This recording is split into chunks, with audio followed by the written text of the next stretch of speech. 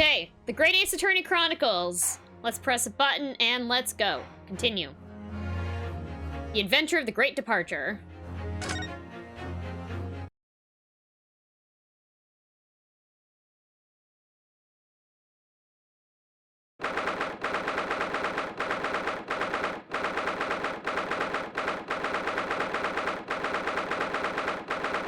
Supreme Court of Judicature. Defendant's Antechamber 5. Excellent work, Hamburger. That was superb. My heart was in my mouth the entire time.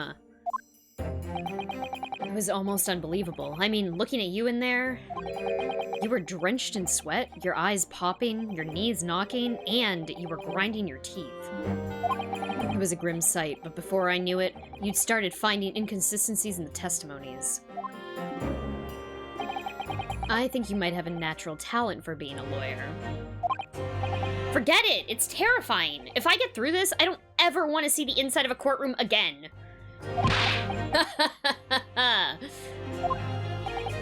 Anyway, it looks like we've exposed your phantom lady at last.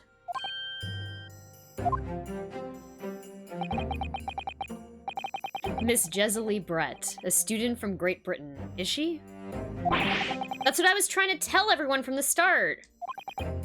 Dr. Wilson wasn't alone. There was a young woman with him, like I've been saying all along. Yes, you have, haven't you? I might not be overly confident in the courtroom, but my powers of observation are one thing I am sure of. Yes, I can see that. So, about this young gentlewoman. Thanks to our detective friend, she was hastily escorted away from the scene, it seems. Yeah, fuck the police. Did you see what happened with that? No, I didn't see any of it. I was just on my way out of the restaurant myself. Then, on the floor next to Dr. Wilson's table, I noticed there was a gun lying on the floor, and just after I bent down and picked it up. Bang! I didn't have time to think about where the sound of the gunshot had come from. The waiter ran over to me looking as white as a sheet, and he bundled me into some sort of small pantry next to the kitchen. Fast thinking by the detective. He apprehended his suspect without a moment's delay. Yes, and because I was shut in the pantry, I have no idea what happened outside the dining area.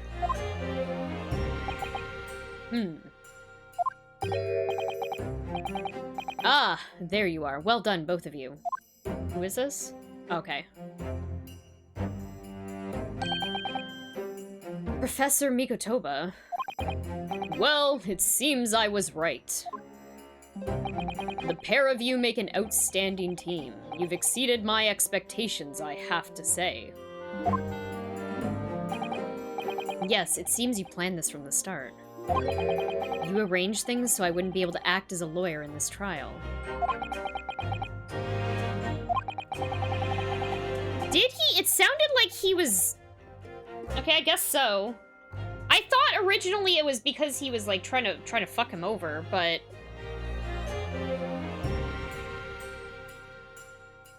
I mean that still could be the case. Wintermute. Hooray for Hamburger Johnson. Hooray for Hamburger Johnson. Welcome in, Wintermute. Happy Tuesday. Yeah, I don't know. I don't know if we can we trust this guy? Our modern country is still in its infancy, our justice system even more so. Which is why I firmly believe that we need to send our brightest young stars overseas to learn all they can. I wanted to avoid a situation that may have resulted in your study tour to Great Britain being cancelled. Well, it makes no difference. Lawyer or otherwise, if I'm the kind of man who can't help his best friend avert the worst crisis of his life, I shouldn't waste everyone's time by going to study overseas anyway. What? What are you saying, Kazuma? So that's your stance. I was afraid you'd feel that way. Hazma! Well then, it looks like it all comes down to you, young man. Oh shit, they're looking right at me! Ah! I don't like it.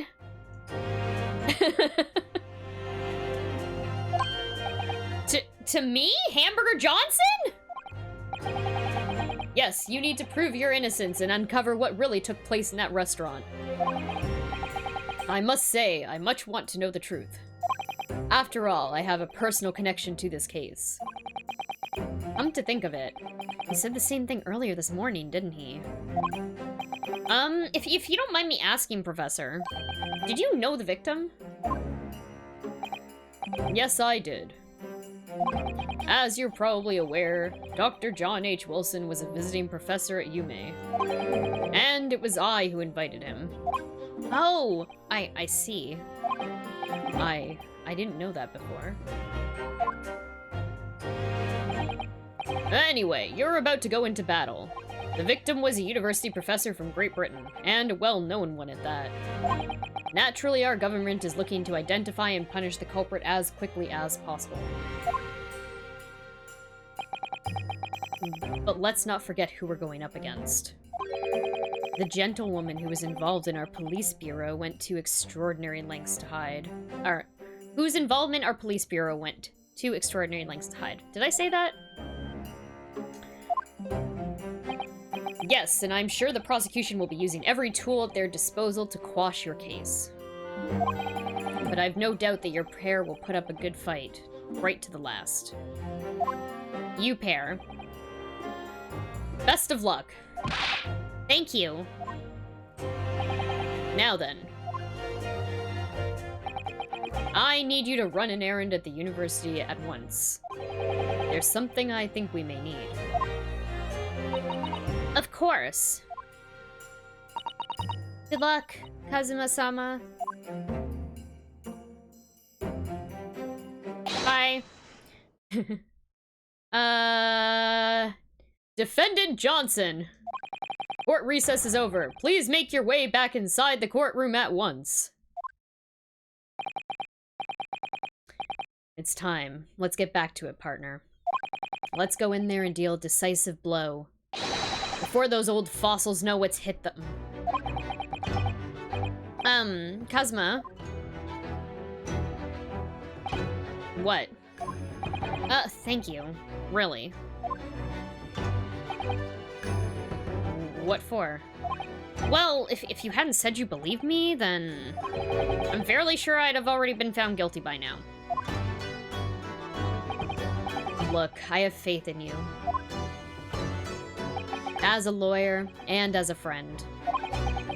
Coming from you, that means a lot. If I'm found guilty in this trial, he's really going to give up on his dream of studying abroad. That's the kind of true friend he is. So this isn't just my battle anymore.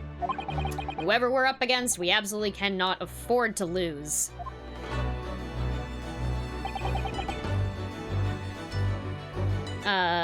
Alright then. Do you think Hamburger Johnson is related to Satirius Johnson? Maybe! It's time to do it. To it. Thanks, Sonic the Hedgehog.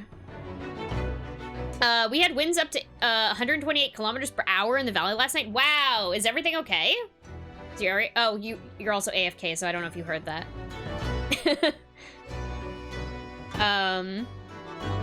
Okay. Alright then. I'll save the thank yous for after the trial. You can treat me to one of those sukiyaki meals like I like from Yume Cafeteria on University Street. With an extra large portion, of course. Very specific details about his favorite food. Supreme Court of Judicature. Courtroom number 2.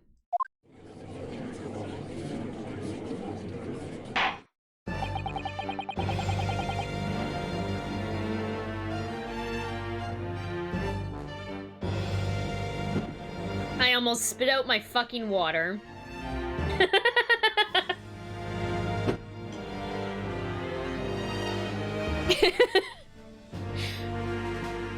The court hereby resumes the trial of Hamburger Johnson.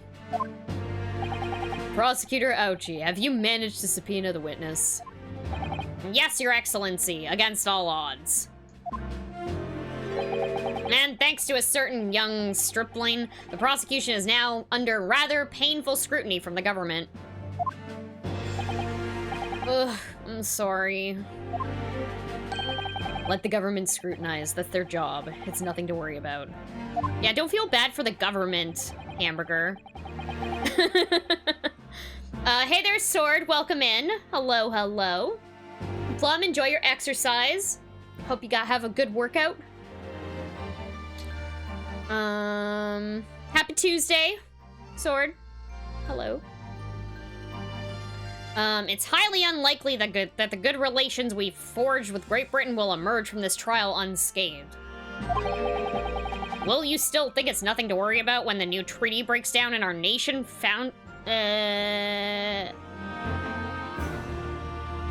Nothing to worry about when the new treaty breaks down and our nation Is that supposed to be flounders? I think that's supposed to be flounders. I think that's a typo, yes.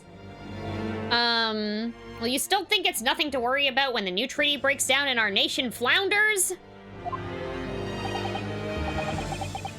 Again, I'm terribly sorry. If the friendship between our nations is really so fragile, then the treaty isn't worth the paper it's written on. You really have nothing to worry about, Hamburger. What do you mean? Yeah, I assumed that was on purpose, Uchi. A secret trial, anxiety over some foreign government's opinions, a bungled investigation, missing witnesses. Is this what our nation's justice system is? Is this the Supreme Court of Japan or of England? Shut up. Shut up, you jumped up rookie boy. You and your friend know nothing. Nothing of the situation our nation finds itself in. By aligning ourselves with this great world power, we'll become strong. Diplomacy has never been more critical. Steady political maneuvering is what will secure our futures. Hamburger Johnson's so out of his element right now. I won't deny that I'm no expert. I'm just a student, and one who could arguably study harder, too. But standing here now in our Supreme Court, there is one thing I feel very strongly. A country that fails to uphold the truth in its justice system is a country with no future at all. Damn. Yo.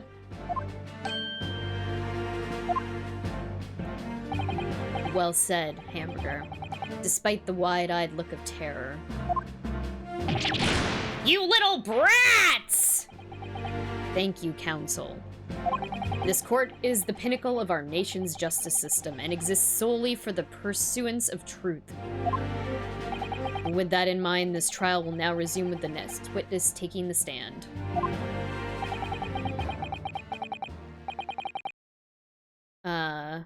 Okay.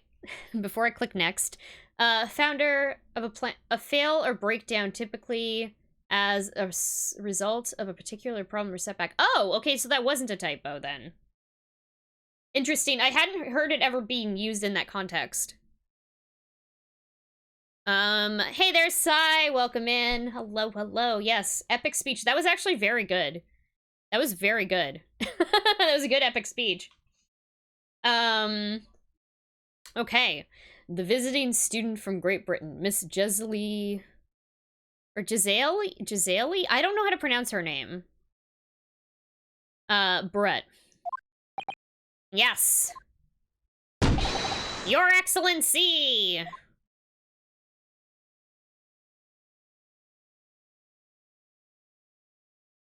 I thought... Oh. Oh, shit. She got a swan hat.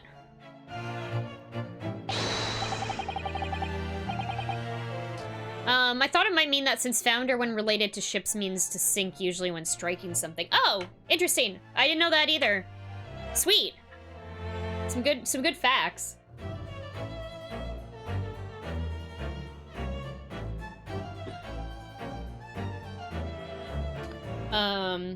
Well, what a delight it is to welcome such a fine gentlewoman to Japan, and from such a distant land. Tea! Someone bring English tea. In England, no discussions take place without tea. Is that true? No idea. So, could we possibly trouble you to state your name and occupation for the court? Of course. My name is Satoru Hosonaga. I've been working undercover as the head waiter at Le Carnival, but my true— Yes, we know about you already. Inspector Hosonaga, where are your manners? In England, it's always ladies first. Is that true? No idea. More importantly, a little earlier today, you said something to me.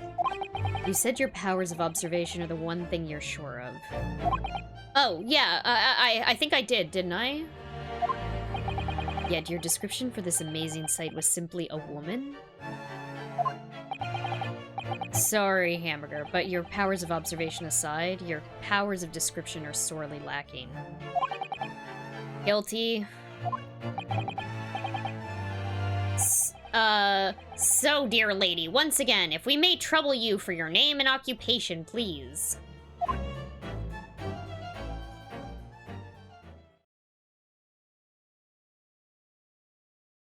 Shit, she's got a mask.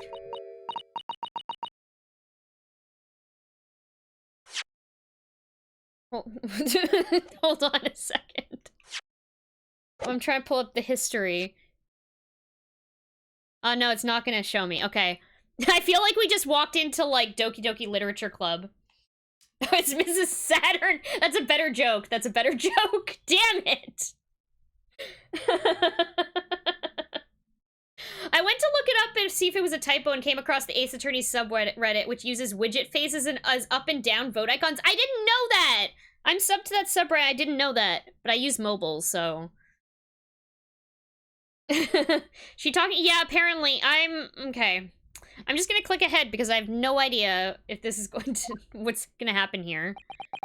Okay. I'm assuming it's because she's talking in English is what's happening, and they can't understand it, and they needed a way to denote that. Dot, dot, dot, dot, dot. Everyone doesn't know what's going on. I'm terribly sorry, dear lady, but what? Japan doesn't speak cursive.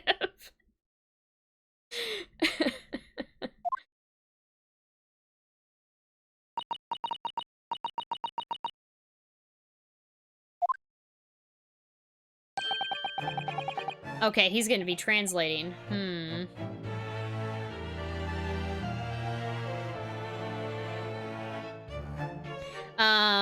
The lady says her name is Jesely Brett.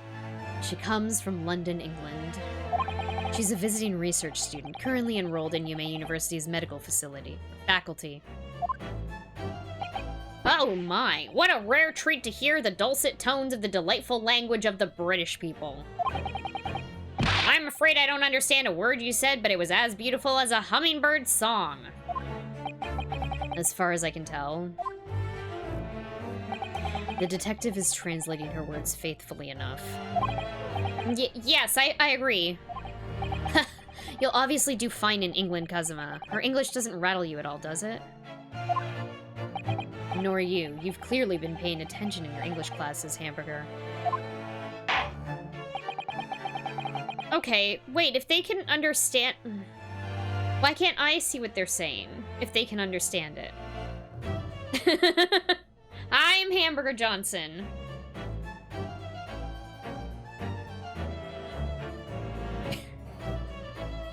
Absolutely, yes. She comes from London, England, America. The court thanks the beautiful lady for taking the stand. Now, if we may trouble you to confirm something, Miss Brett. 3 days ago at a restaurant called Le Carnaval, a grim murder took place. The court has been led to believe that you were dining there with the victim, Dr. Wilson, at the time. Is that correct?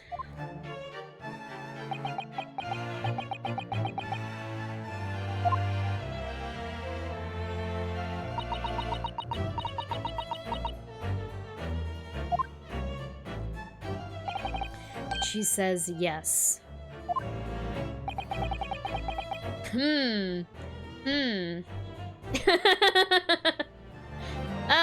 This could take some time. So even though she's studying here in Japan, she can't speak any Japanese.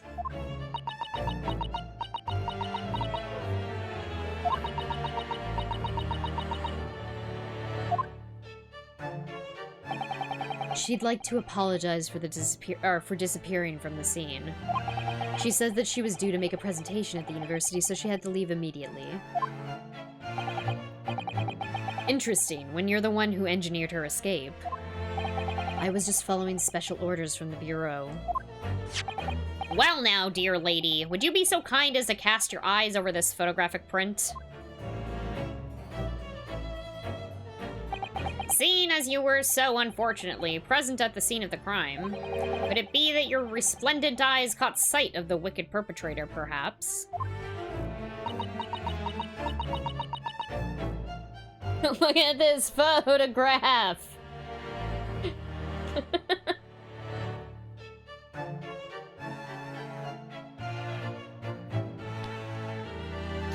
Okay. Apparently, it was a very frightening and sorrowful sight. Do you mean to say... Yes, it would appear the lady did witness the crime. The very moment when the accused, standing right there in this courtroom, shot the victim in cold blood. Well, fuck! Order in court. Did you hear that, Your Excellency? Here we have an absolutely conclusive witness statement. Well, it looks like it's clear now. Clear who our real enemy is. I like how he, like, brandishes his fucking sword there for that animation. Unfortunately, I will have to ask you to formally testify, if you please. Kindly tell the court the exact nature of this frightening and sorrowful sight you described.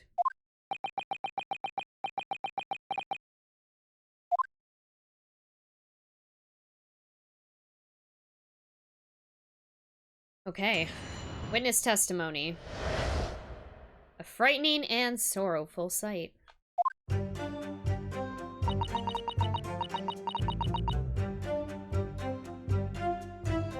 I wish it was a little bit I mean, I guess, you know what, they did say they understand some English, so I guess it makes sense that it's some letters are visible, but like... It's really interesting how they decided to portray this, I think. I had arranged to meet for a slightly late luncheon with Dr. Wilson that day. The professor wasn't able to eat, so I ordered for myself only, a beefsteak. Blah, blah, blah, blah, blah, blah, blah, blah, blah, blah. After a while, the accused came over to greet the professor, and they got into a fierce argument. Then, not long afterwards, the accused took the professor's gun and shot him right before my eyes.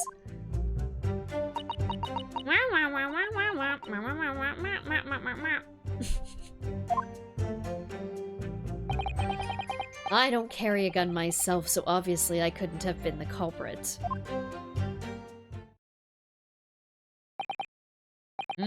This is a condemning testimony indeed. Yes!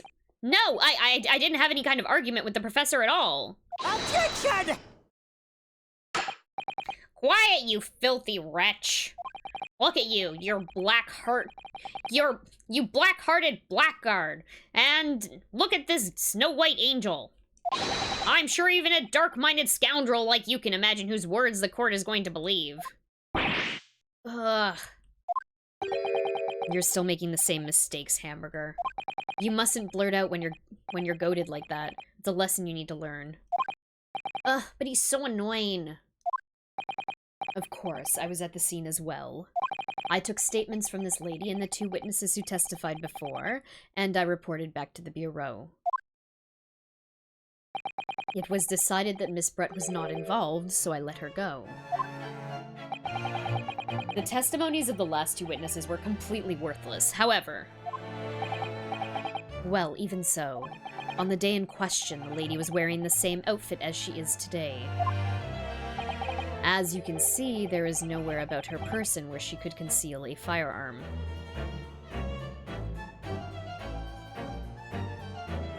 What? As you can see? Excuse me, I can think of like a million fucking places for her to conceal a firearm. On her person.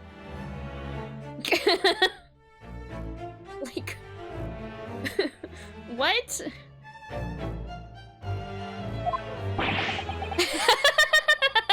Put an entire long rifle under that dress. I know! Like, there's like a million layers in that fucking dress.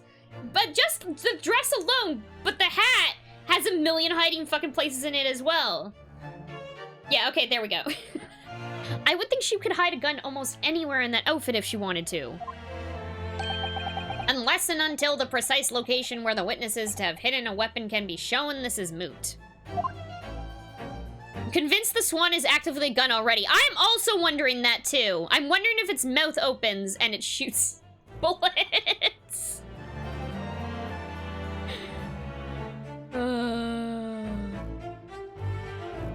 No, this is not what I was playing yesterday. Hey there, Mika Berry. No, I was playing Axiom Verge yesterday. We play Ace Attorney on Tuesdays. I hope you're doing well today. Happy Tuesday. Silk hat, white roses. Yep. Girls have more hiding places than boys. Quote from Metal Gear Solid, 1998. There are no pockets in my outfit. I have nowhere to hide a gun. Those are the witness's own words on the matter. Ugh, that's ridiculous. If only I was allowed to lift up her dress, I could prove it. I mean, you don't even need to do that. Okay.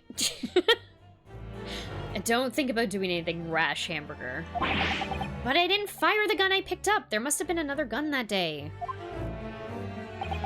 You're right about that, which means this lady was hiding a gun somewhere. Yes, that's what we have to prove now. And to do so, we will need to pull her testimony apart.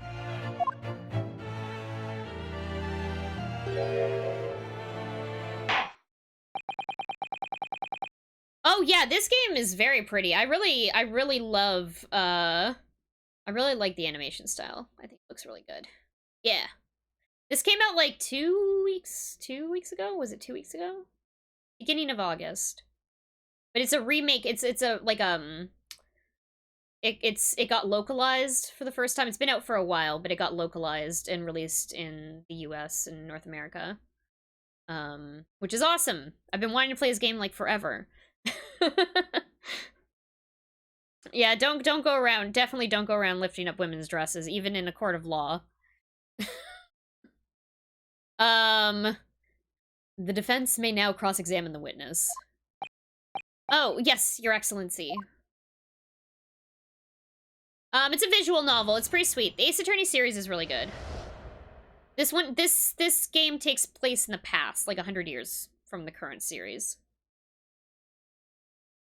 Oh, did I miss a Squeeze Sonic?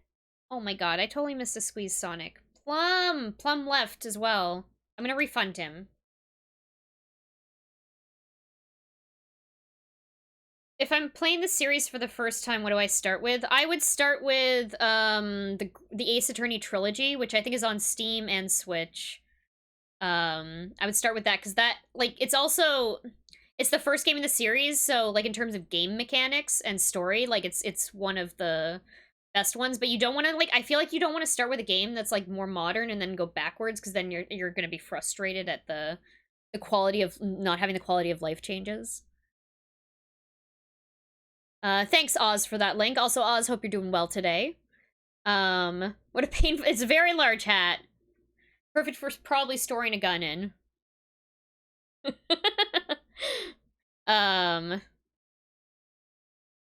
Frightening and sorrowful sight. I had arranged to meet for a slightly late luncheon with Dr. Wilson that day. The professor was unable to eat, so I ordered for myself. Oh, okay, hold on. We should go backward. We should press all of these statements. Yes! Yes! After 2 p.m., in fact. That's really quite a late lunch, isn't it? Objection! You don't keep up with the latest fashions from Britain, do you? Late luncheons are en vogue. Isn't that right? No. Ugh. A decisive English no has quite a sting to it. No. Lara Croft, no. Hold on, I need to play that sound effect. Give me a second. No.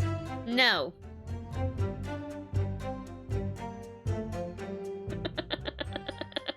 Thank you, Winter. A decisive English no has quite a sting to it. That gentlewoman is currently working in the victim's research laboratory, it seems. So it was apparently a daily occurrence that they would have lunch together. But on the day in question, the victim had another appointment at the clinic first. Yes, which we can prove from the medical report card that was submitted as evidence earlier. That's right. Miss Brett and the victim went to lunch following the victim's treatment, which is why it was so late. Yes, that all makes perfect sense.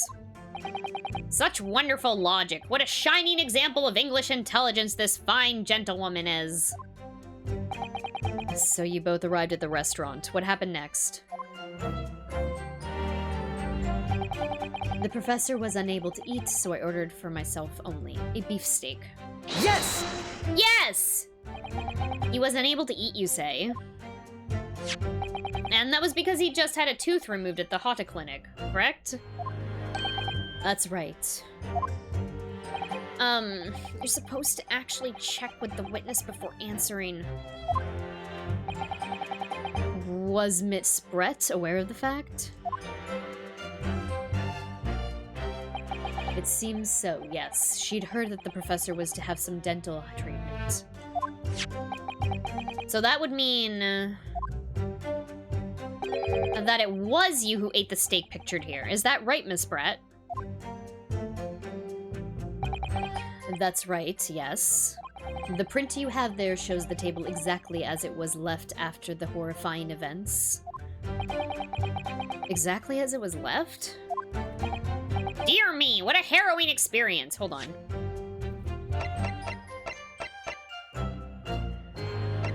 That's after he shot... Okay, it's a crime scene photograph. Hold on.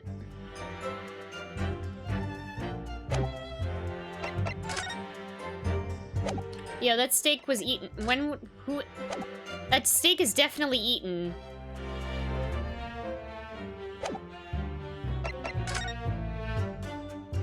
Yeah, you can see 4 clearly in the other... Okay, something's up here.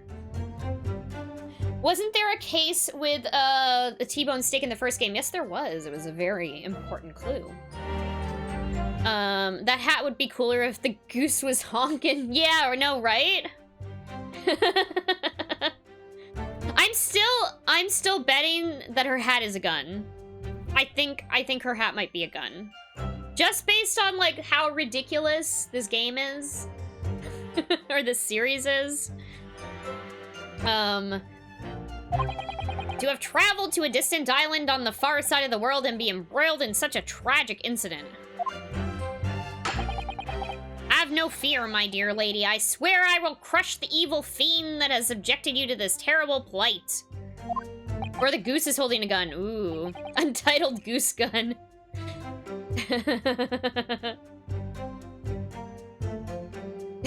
Heck yeah, Plum! Was it a good workout? TBH, it would be absurd to have an animal hiding in someone's hat in an Ace Attorney game. Yeah, just absolutely absurd. Never would have thought to have a hat with a hidden gimmick to it.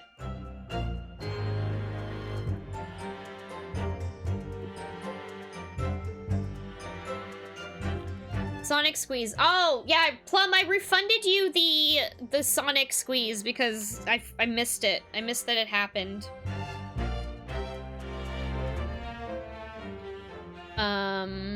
Okay. So the victim, Dr. Wilson, had nothing to eat or drink at all?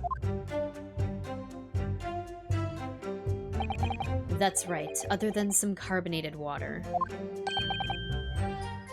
Just water? Yes, the professor was unable to eat, but he had been given permission to drink water. So it appears that the diners toasted their lunch with a glass of water each. They each raised a glass of carbonated water.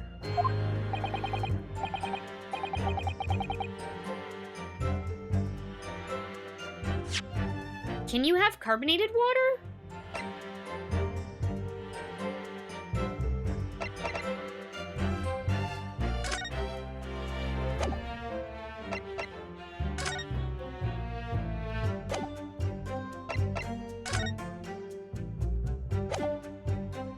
I don't know if this is important.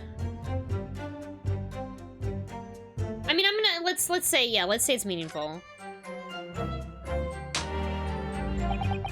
That last statement of yours, Miss Brett, has a profound bearing on this case, does it? Well, well, how fascinating. Do tell us, what is this profound bearing? Yes, it looks like someone, also the steak, in between the two photos, the steak has also been eaten.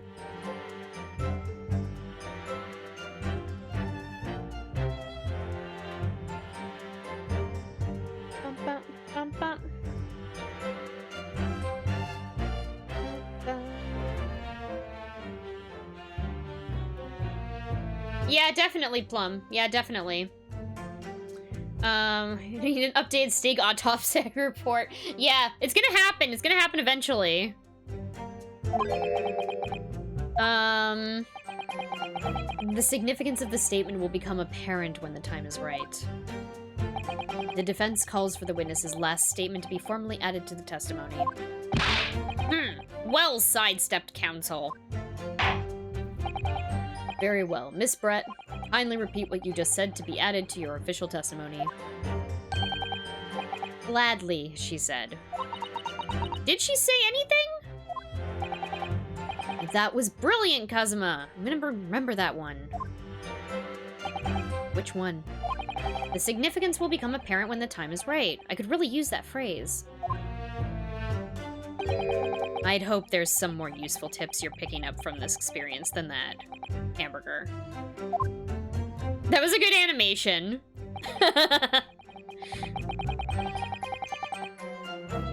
Okay.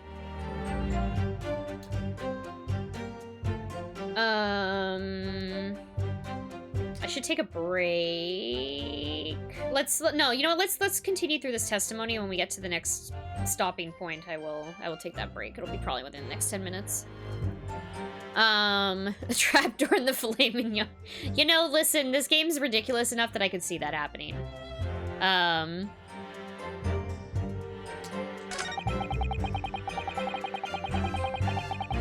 Should I press this or should I continue? Okay. Yes! So cheers over a glass of water. Okay. So both you and the professor drank this carbonated water, did you? Yes. Being the waiter, I poured the 2 glasses myself. I clearly remember doing so. I don't think there were 2 glasses.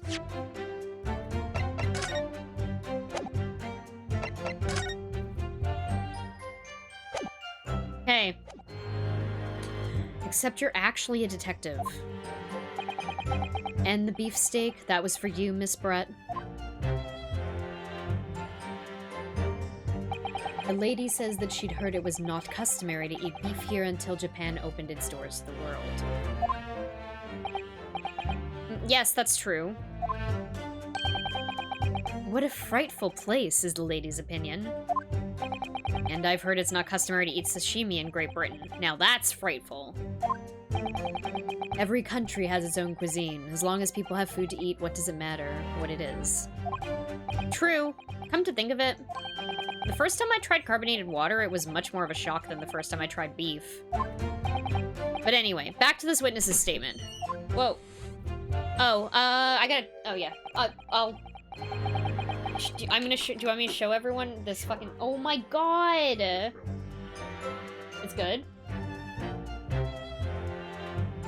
This is, the Cheetos spicy mac and cheese. It's actually this red. I don't know how spicy it is. Apparently it's... I've been told it's so spicy that, like, it's like, uneatable. Unedible, not edible.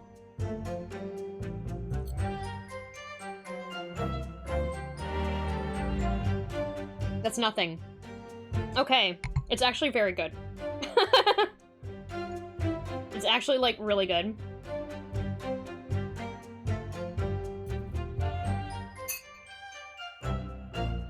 It's very tasty, but it's not very hot, yeah. It's, like, perfect. Wow.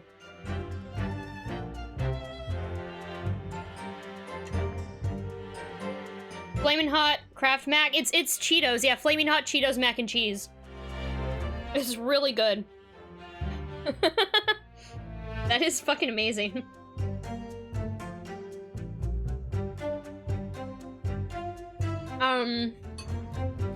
I can see how it might be spicy to people. It has a decent amount of spice for, like, a boxed, like, Cheetos thing.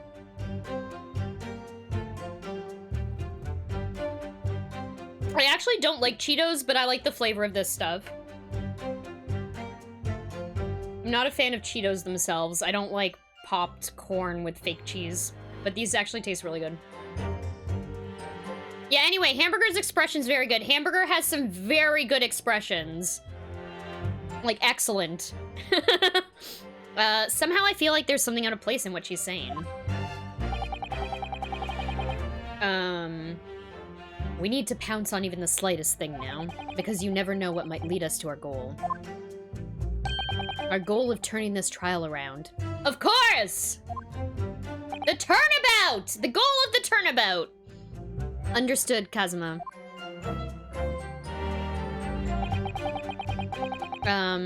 After a while, the accused came over to greet the professor and they got into a fierce argument. Yes! Yes! I never got into an argument with the professor. All I did when I noticed him was go over to say hello. Please don't get angry with me. No, I wasn't directing that retort at you. It was meant for the lady next to you.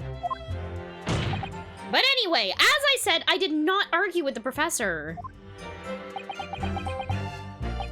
I'm afraid your words are in vain. Sorry? Miss Brett does not appear to speak Japanese. No, of course not. Japanese is such a cumbersome language anyway. English is the future. We must all sue... I don't know what this is supposed to be. Supiku... Rishu... Oh, speak! Okay, speak English. Got it, okay. Yes, okay.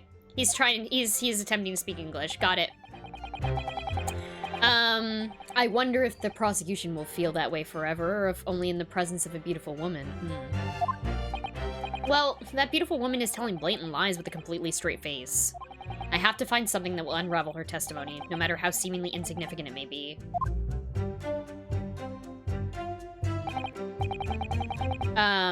Anyway, it seems that after the argument, the accused briefly returned to his own seat.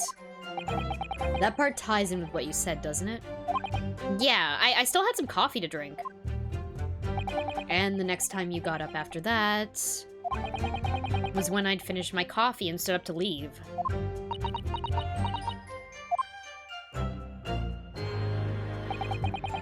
Then, not long afterwards, the accused took the professor's gun and shot him right before my eyes.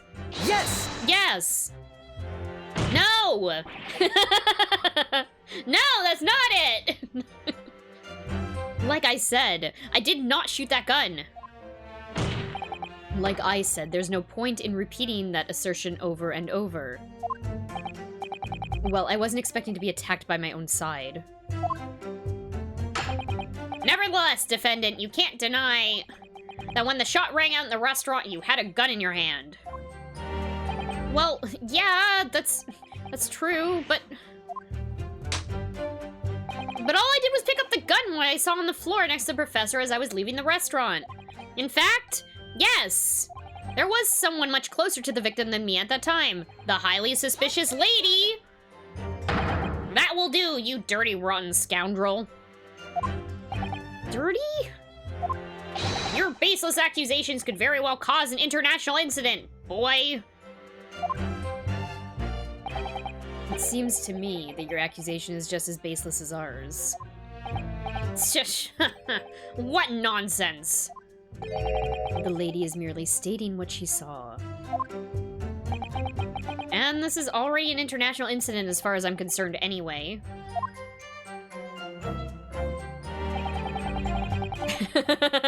Karma, stop hitting the desk. Edgeworth hits desk. Listen to her right. Very good.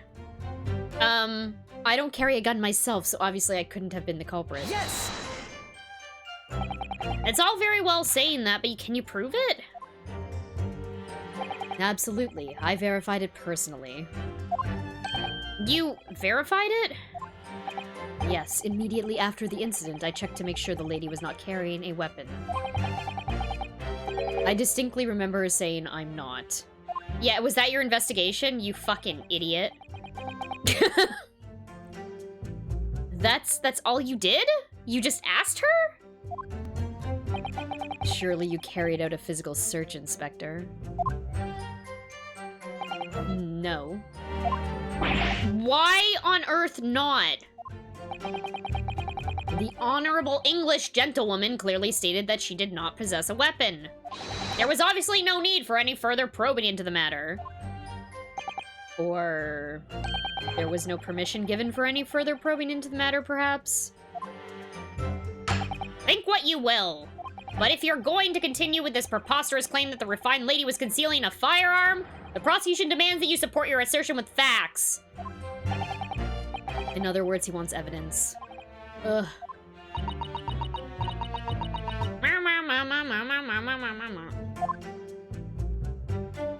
The lady wishes to point out that of course she wanted to stay and assist with the investigation. But she was in a hurry to give a presentation at the university, so she was compelled to leave. Not to mention the fact that your office had told you to get the woman out of there. Not to get her out of there, I just urged her to leave. The lady would like to point out that she was in no way meant to run away from the scene of the crime. Which is why she was only too happy to cooperate and testify here in court today, of course. Unlike a certain student who refuses to admit when the game is up. You could at least have the courtesy to pay attention when I'm goading you. What an asshole. So she's maintaining that you got into an argument with the professor at the end of which you shot him. Which is an out-and-out, totally unfounded lie. Oh, sorry, that was Hamburger saying it. Still, her statement is very compelling. After all, she's an elegant, refined, young and beautiful gentlewoman from Great Britain. In stark contrast to you, dressed from head to toe in a dull black school uniform. I'm dressed exactly the same way you are, except for the flapping red ribbons. Well, anyway, this is our only chance to expose her testimony as the fiction that it is. If we can't do that, the trial's over. They proved he didn't do it last time, yeah, but they didn't have an eyewitness, or she's claiming that that happened. So now he's back as a suspect.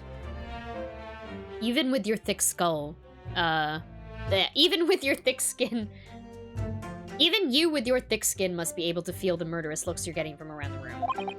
Only too well. I feel half dead already. And the fact that I can't see a single inconsistency in your testimony doesn't make me feel any better either. The first thing to do is press her on any... Yes, okay, thank you. I know how to play the game.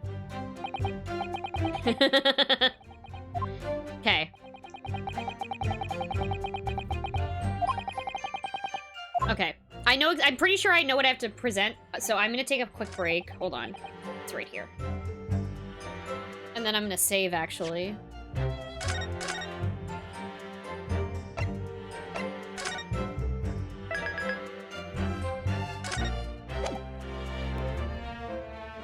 Okay, back. I'm gonna be right back. I will see you all soon. Please go grab some water. Go grab a snack. I'm gonna eat this really delicious mac and cheese, and I will see you all very soon. BRB. Hello, I'm back. That mac and cheese was fucking amazing. Finished the whole bowl without drinking any water. And I was like, oh, I wanted to drink some, like, kefir at the same time. I was worried it was gonna be too hot, so I was gonna drink this, and then I didn't end up having to drink it. So this stuff's delicious, though.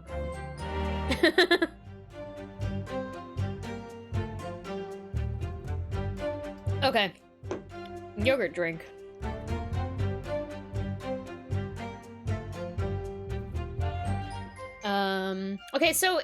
Okay. This is the statement that we had to add to, because apparently they said cheers over a glass of carbonated water. But I think I need to present, this thing. Is it either this one, photograph of the victim? It's probably this crime scene photograph, right? Because this one's unobstructed. Yes!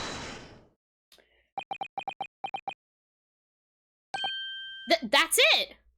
Let me just confirm something, please. It's to do with this photographic print.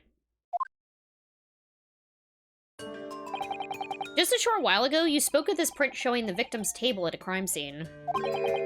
And that it was exactly as it was left.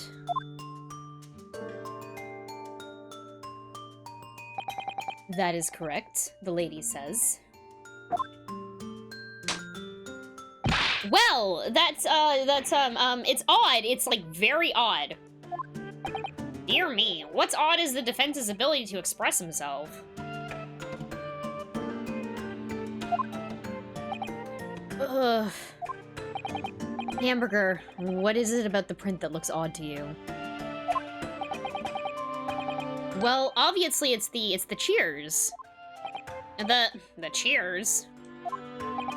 Miss Brett just told us that she and the professor said cheers over a glass of water.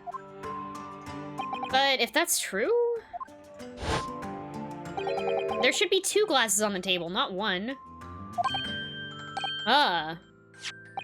You're quite right, Counsel. There's only 1 glass pictured here. Objection! Are we supposed to be impressed by this nitpicking over minutia? What possible difference does the presence or absence of the glass make on the case? Objection! Just realized those two are probably in love and plan this murder together, and they're planning to escape away to London. It's possible, but also... I guess, you know what? Anything could happen, honestly. I get the feeling that dude's, like, pretty high up as a cop in Japan.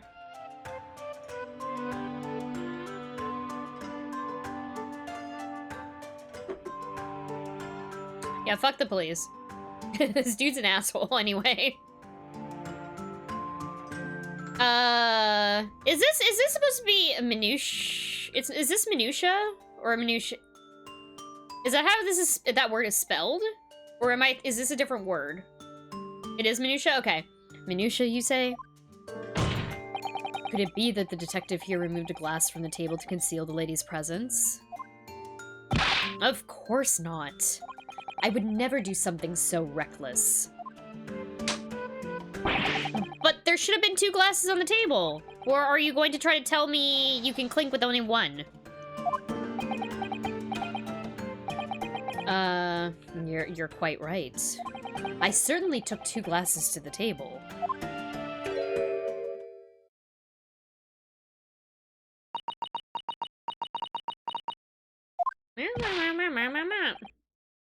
Inspector, what did the lady say?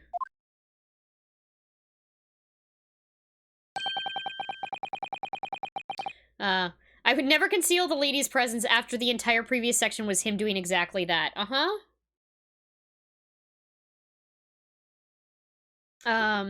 Yep.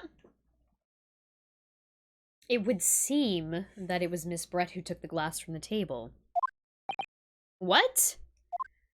It was all so terrifying, everything that happened. I panicked and I thought I should try to hide the fact that I'd been there at all, she's saying. Good gracious.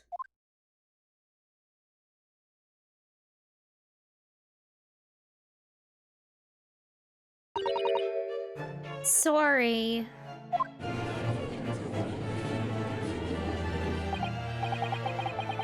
There! As I assured the court before, this is of no consequence at all. Oh, please. We must remember that this student had just murdered this lady's luncheon companion before her very eyes. Who could blame her for concealing a glass or two in her state of disarray? Honorable gentlewoman, yep. Goodness gracious, great goblet of seltzer. That's absurd. Oh, really? So do we take it that you are now going to accuse this vulnerable, young and beautiful woman of mischief? What? No. This can't be put down to mischief. I'd like to know exactly how the lady took the glass from the scene. Yeah, where did she put it? Where did she possibly put it?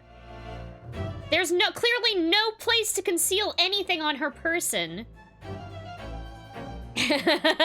yeah, right, Uchi? Oopsie doodle, I made a fucky wucky and removed evidence from a crime scene and was escorted away under mysterious circumstances. Yeah, mischief, a man has been murdered! Exactly!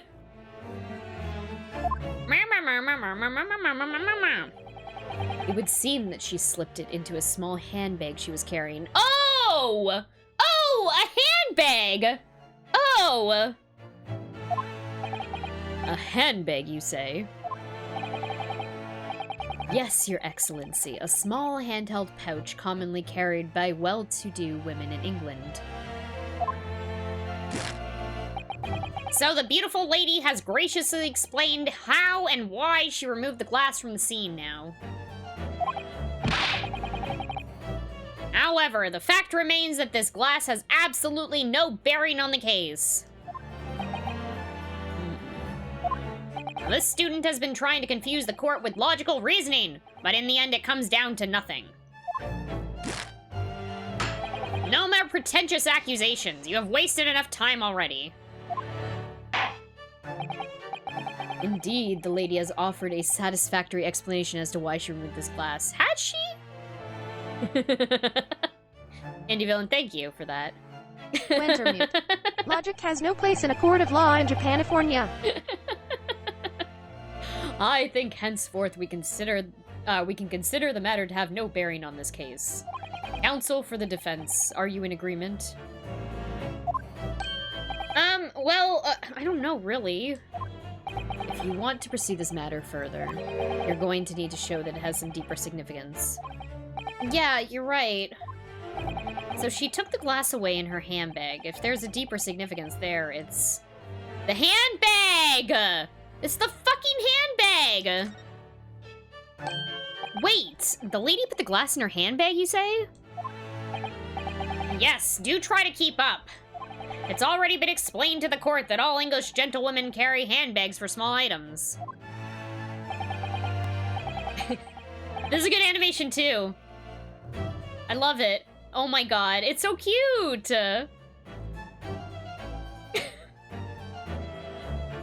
Let me see. A little while ago, Miss Brett stated the following. There's no pockets in my outfit. I have nowhere to hide a gun. But what she forgot to mention was her handbag, in which it would be perfectly possible to conceal a gun. You're right. Well done, partner. I had a feeling you'd pick up on that, too. What are you insinuating, you vile blackguard? It's really very simple. The gunshot was heard when the defendant picked up the gun from the restaurant floor. As he didn't fire the gun, we can only deduce that there must have been another firearm at the scene. The true murder weapon, if you will. To read them in Theseus's voice. Oh my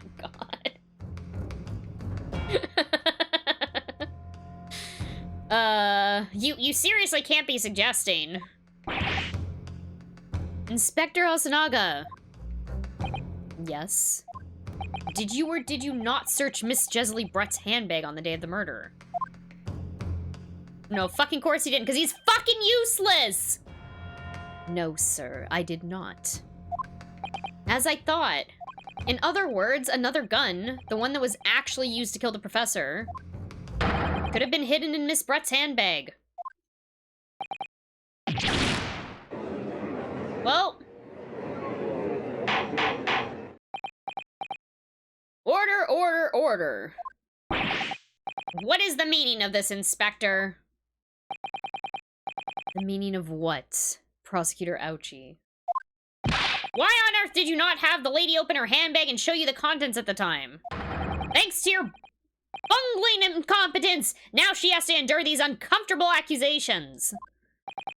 Brilliant work, partner. Now we have a chance to expose the real woman behind the mask. Do you think so, Kazuma?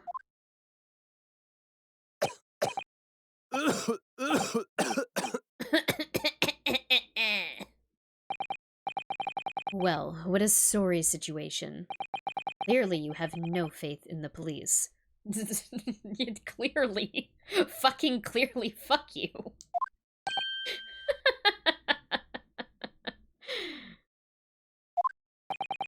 As I said, I did not search the lady's handbag after the incident, simply because it was unnecessary. Yeah, it's blood. Every time he coughs, he's bleeding down the side of his, since the beginning. It took me a little bit to notice that it was happening.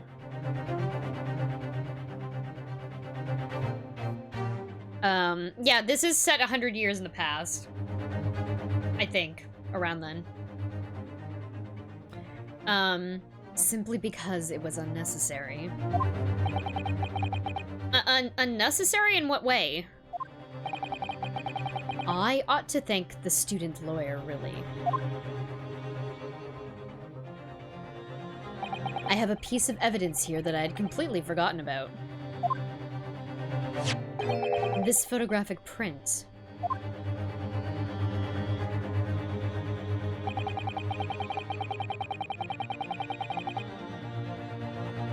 She has a clear bag? Okay. Also, what is that? What does he have like a tattoo of a bull or something on his fucking arm? Look at this photograph!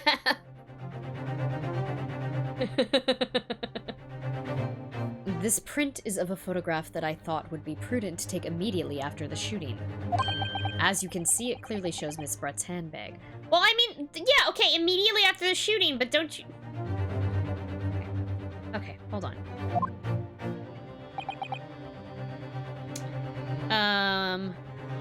Yeah, why the food's... I was wondering that from the beginning as well. The food's on the wrong side of the table. I was just waiting for it to come up as an option, as a problem. Well, I never. You can see right through to what's inside. Wintermute. Are we just looking past the fact that she's stealing their ink crystal? Yeah, that too. No. I've noticed that too. It hasn't come up yet. It hasn't come up yet. I'm sure it's probably not an oversight. It's probably, like, there's probably a reason for it. I'm still wondering if there was no gun at all. Or there was, and, like... he ate the food or something, killing him because of the surgery he had earlier. That's kind of where I'm, like, leaning towards, but I don't know how ridiculous that is.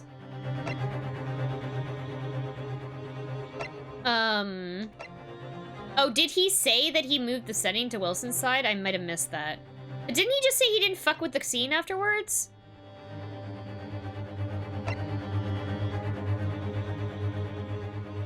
Yeah, but he also just said he didn't fuck with the scene.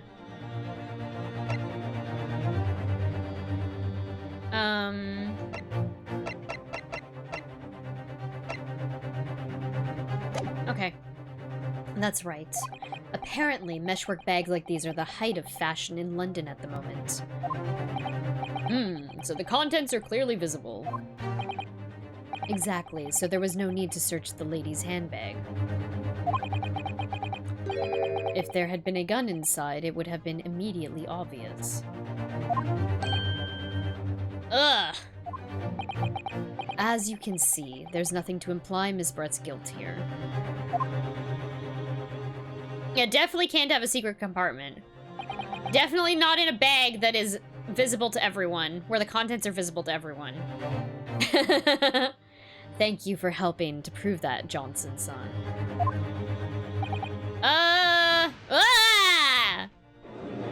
Baby, he's just a baby.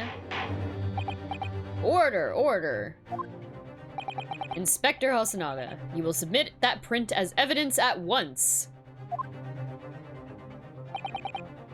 Yeah, the gun was outside the bag by that point. Yes.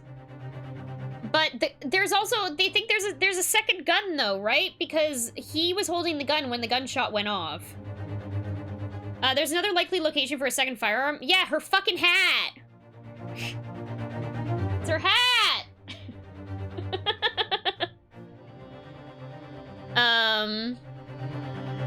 Okay. Certainly, Your Excellency. Okay, so, hold on.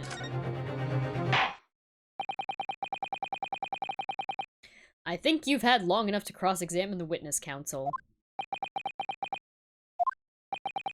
The court has now been shown considerable evidence. As the photographic print just submitted into the court record appears to have no further significance.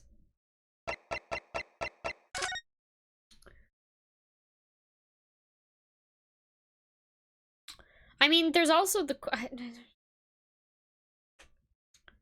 But, like, okay. Hold on, there's a magnifying glass.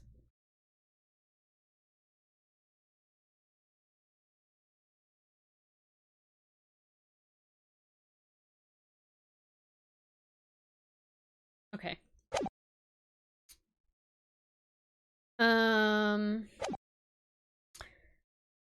No further significance. I am satisfied that there is no longer any room for doubt in this matter, and I must make my ruling. Indeed, and there is only one logical conclusion. That the pathetic rookie slumped over the bench before us is the only possible perpetrator of this crime.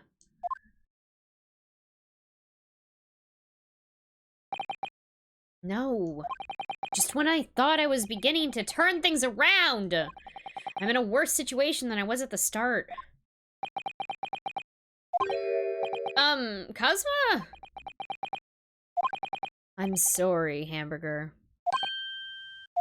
Now that the cross-examination of the witness is over, there's no way to force the trial to continue. What? You mean this is it?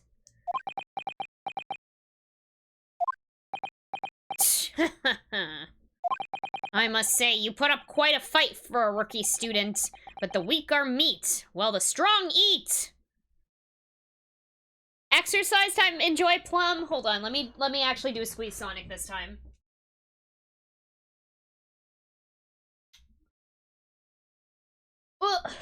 Squeeze. Enjoy your workout.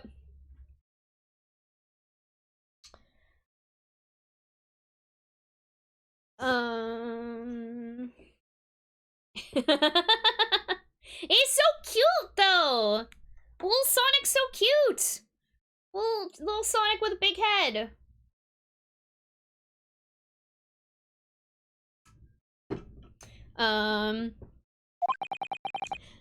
You are wasting your time. There is no way to defeat true justice. A fact you can chew on to your heart's content from the inside of your cell. This can't be happening. Am I really gonna be found guilty of a crime that I didn't commit? And Kazuma... His dream of going to study in Great Britain... His dream of going to study in Great Britain will slip through his fingers. Kazuma... What? Is there really no chance now of turning this trial around? You heard the judge. There's nothing about that last photograph the detective produced that we can contest. Which means there's no basis on which we can argue for the trial to continue. Very well. I will now proceed immediately to the ruling. It seems we will be able to report to the British government on time after all. That smug little... Hamburger Johnson, having considered all of the evidence played... Yes! Yes! Wait! Your Excellency. Hamburger? I don't think you can rule on this case yet. Objection! This amateurishness is getting tedious. When His Excellency deems the trial is over, he gives his ruling. That is the most basic protocol of the courtroom. Yes! Yes! Oh shit. Oh shit, that's a new pose. That's a new pose. Heinous amateurishness. Amateur. Oh. Your Excellency, just a moment ago you said this. As the photo... Indict the heinous amateur. It is a tough word to say. As the photographic print just submitted appears to have no further significance, there's no longer any room for doubt in the matter, and I must make my ruling. Now, that means that if there was a problem with the evidence, some significant detail, I mean... then ruling on the case this time would be out of the question. Objection! This is blatant straw clutching. Look at this photographic print. All it shows is the handbag the gentlewoman was carrying on the day in question. There can be no problem with this evidence. You better know what you're doing, Hamburger. I understand your objection, counsel. Certainly, the new evidence submitted by the detective has not undergone the court's scrutiny. However, I fail to see how we can glean any new information from this handbag. Ah, my thoughts exactly. Really, the prosecution's becoming tired of this rookie's desperate wheezes.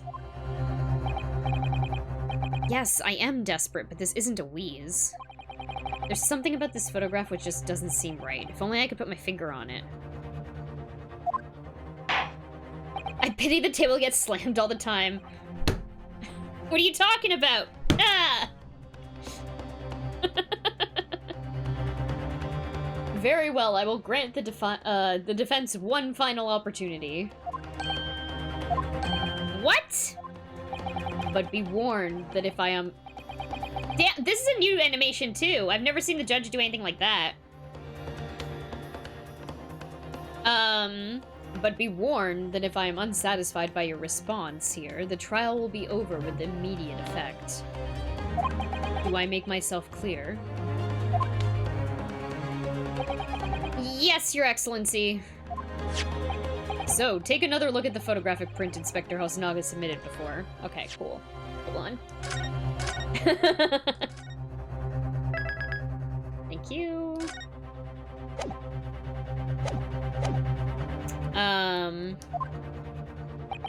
You will identify for the court where in this print we see the significant details to which you have alluded.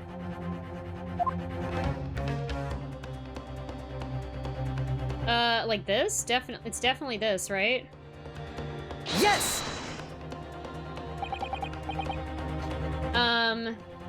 Granting immediate effect means he'll slam his hammer on the suspect. I don't think quite. I think he's just gonna slam his hammer down on his,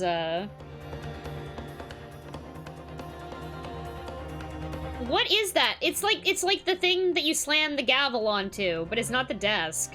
There's like a little platform for it. I don't know what that thing's called.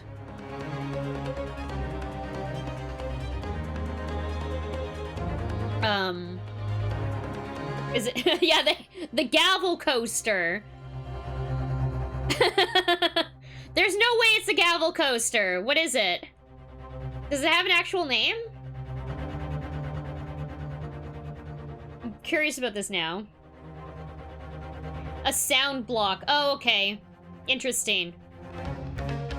Striking surface also made of hardwood to enhance its sounding qualities. Got it.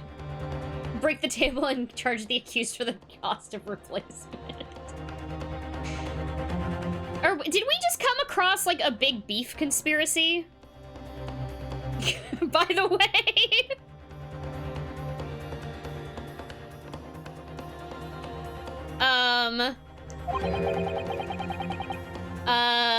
There's a very unusual mark on the victim's wrist.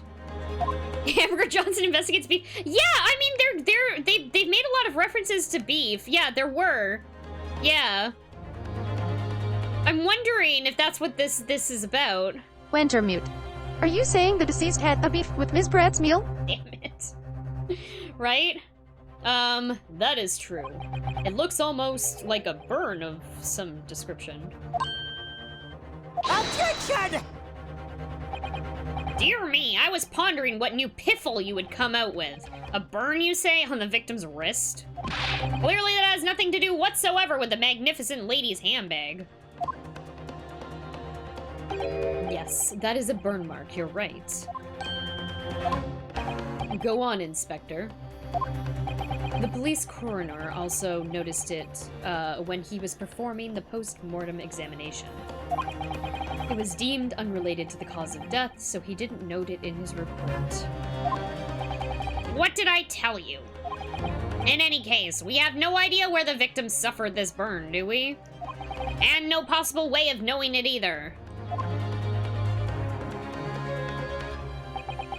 The more I look at it, the more I find myself intrigued by the curious shape of this mark. However, as Prosecutor Ouchie points out, unless a firm connection to the case can be shown, I cannot allow any further time to be spent on the precise details of this burn.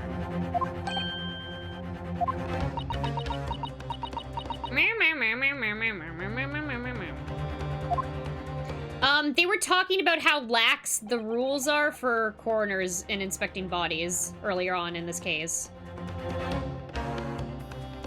Turns out the murdered professor is actually the beef, but he was murdered by the Englishwoman via eating. That's hardcore. I hate it. Excuse me, Your Excellency. It would seem Miss Brett has a lunch appointment with the dean and other university staff. She would like to know if she may be excused from the stand now. Absolutely fucking not. Get the fuck out of here, bitch.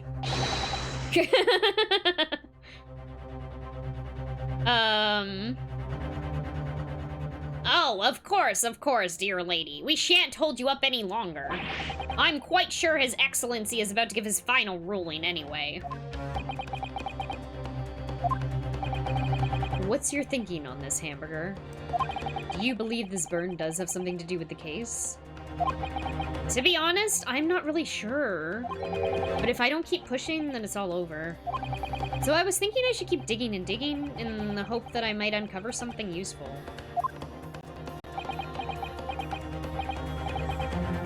Yeah, you're right. I am?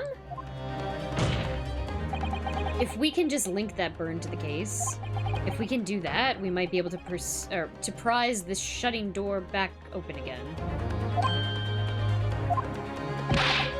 Just give up, Counsel. You can't possibly hope to do that. Indeed. I'm afraid that without evidence, I can't allow you to pursue what is little more than conjecture. But if we had evidence... evidence that irrefutably linked the burn on the victim's wrist to the case, then you would allow it? I would, yes. To tell the truth, I hadn't noticed that burn. How could you not, like... I'm a better fucking defense attorney than you are, Kazuma, then. Me, sorry, when I say me, I mean Hamburger Johnson. But as soon as you pointed it out, what I did notice was the color draining from Miss Brett's face. Really? I have to find some link between that burn and the case.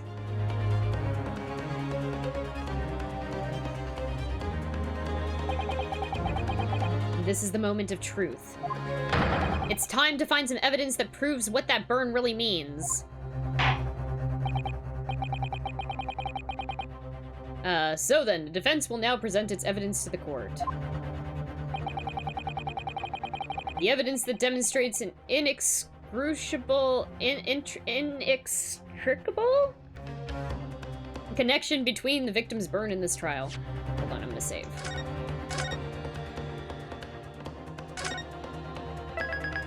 I'm gonna relook at the photographs, because I'm wondering if, like, that mark is, like, on the beef itself.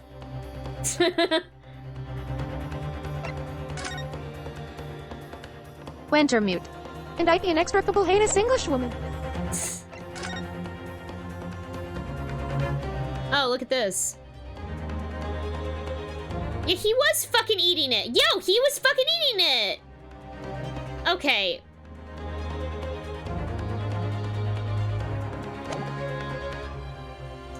I'm fucking right. Okay, yeah, it's definitely this. Yes! What's this, counsel? Yet another print? Yes, Your Excellency. I believe photographic prints have are an amazing invention. When we humans look at a scene, we miss things. But in a photograph, things we may have overlooked at the time are recorded forevermore. Do hurry up, rookie. What are you trying to say? To inconvenience this poor lady any further really would be quite inexcusable. Actually, we may need you to stay with us a little bit longer if you don't mind, Miss Brett. You see, it's very clearly visible in this other photograph. How did the victim come to have that unusually shaped burn on his wrist? The reason is recorded here forevermore.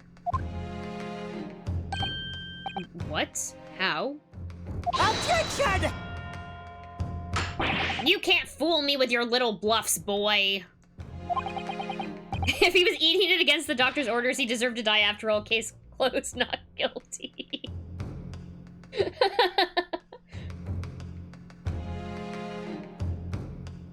Exactly, right? If that's your game, then let's see how it plays out. Show the court exactly what you mean. What is it in this photograph that explains the reason for the victim's burn? This right here. Hello. Please. Please. Yes!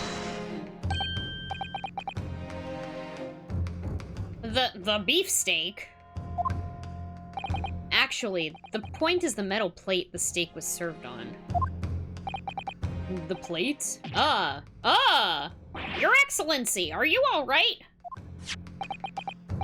As you can see, there's an emblem on the plate.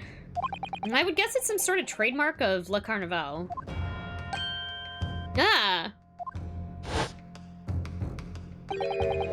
This emblem on the plate? And the victim's burn? Are exactly the same shape! Ah! Hamburger, you genius! You're spot on. Which means the victim must have suffered this burn while he was present at the restaurant. No way! I can't believe this! Objection! But even if that's the case... Excuse me. We can't know if it happened on the day in question or not. It could have been the day before, or the day before that. It most likely happened at some other unrelated time. Well, Objection! Sadly, Prosecutor Ouchie, the chances of that are extremely slim. Thanks. Why?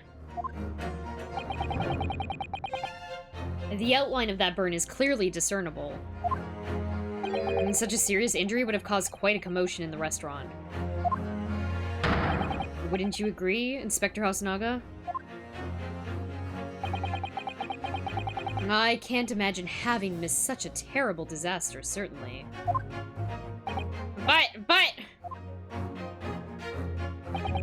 I would say, looking at the picture of the wound, that it wasn't suffered very long ago. And although it's not a particularly large burn, it's extremely well defined, as the defense just pointed out. And this was no mild burn, that's for sure. Can you be more specific, Inspector? Well, let's see. If the plate was at around 90 degrees centigrade, a burn like that would have taken around 3 seconds.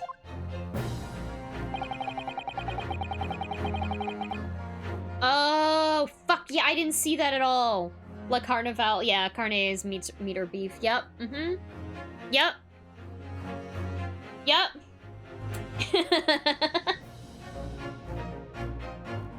You are right. We did miss that pun. It's inconceivable that the victim wouldn't have let out a scream of pain then. I've been investigating at the restaurant for several weeks already, but I've not heard anyone scream at all. As the head waiter of Le Carnival, I can testify. I can testify to that without hesitation. But you're a detective, not a waiter! Yes! There you have it. Something isn't right here. As the detective said, anyone who burnt themselves on a piping hot plate for 3 whole seconds would scream in pain. There's no question of that. And yet, Inspector Hosonaga never heard the professor scream, not on that day or any before it. That's right, and the strange thing is, on the day he was shot, I didn't hear him cry out either. Yeah, I was just gonna say that. That's super weird. Like, if he didn't hear anyone scream, then how did he not hear the gunshot scream?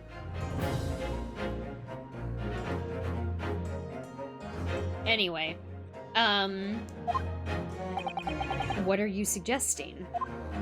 Well, if the professor had carelessly laid his wrist on the plate for anything, like 3 seconds that day, that would be beyond careless, I think, counsel.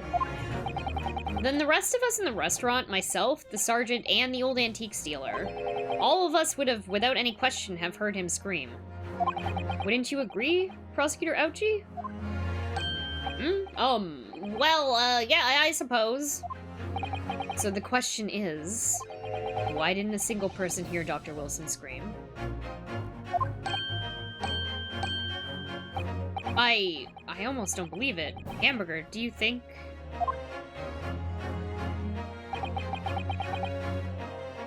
Can it really be true? I never dreamt we'd arrive at a conclusion like this, but... I'm starting to think that maybe... we've been led into a terrible trap.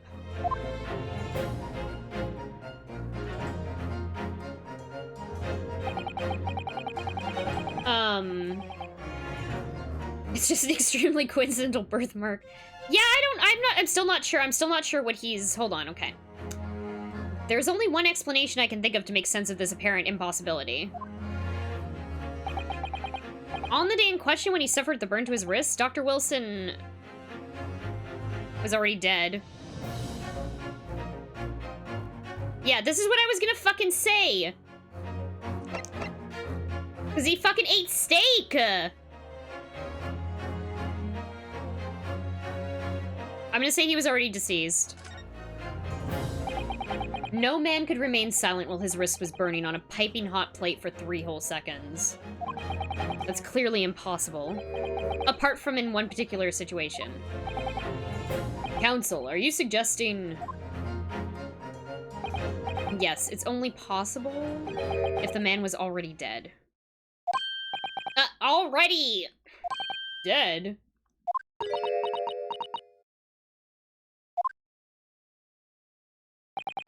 Knowing what we know now, it's the only possible explanation. When the beefsteak was brought to Dr. Wilson's table that day, The professor was already dead. That's madness!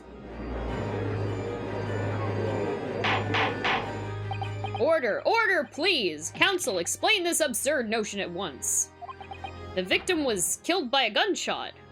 That's right! That's absolutely right, Your Excellency! This is just another ridiculous ploy by the rookie student, but clearly he has no grasp of the facts. Objection! No, Prosecutor Ouchie, it's you who has no grasp of the facts. I beg your pardon! As soon as it became apparent that the victim had suffered that burn while at the restaurant, this whole case was turned upside down. Or have you not grasped that yet? Ugh! Ah! Your Excellency, the court must hear from this witness again. Wintermute. It's a turnabout. It's a turnabout! We did it! We caused a turnabout. If it's true, as we now believe, that the victim was already dead before the gunshot was heard, it's highly likely that Miss Brett knows something about it. Incredible! I certainly didn't anticipate this twist of events. I'm sorry to say, Miss Brett, that you will have to forget your luncheon engagement. But, Your Excellency! The justice system in our country may be in its infancy, but rest assured, all reasonable doubt must be dispelled before I am prepared to pass judgment. Thank you, Your Excellency.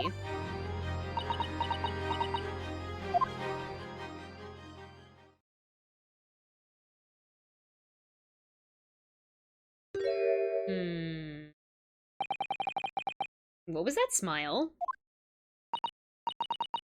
Oh, now you're gonna speak. Okay. Yes, of course. I mean, I'd be delighted to help. Especially if it helps relationships between my country and yours. You fucking bitch. You bitch! Miss Brett, you speak Japanese?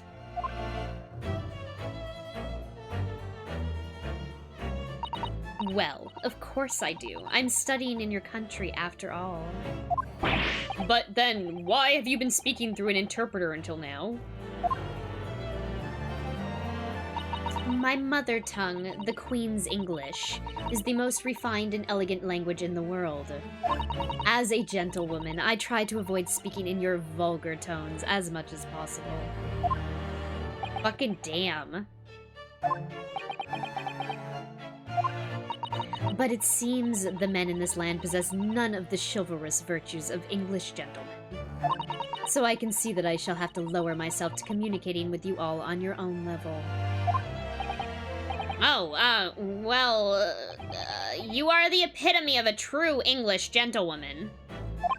We are truly honored by this lavish consideration you so graciously afford us. How dare you fucking speak Japanese in this courtroom? Yeah, schooled you. I see. In that case, Miss Brett, I will now ask you to testify in your own words about the events leading up to the death of the victim, Dr. Wilson.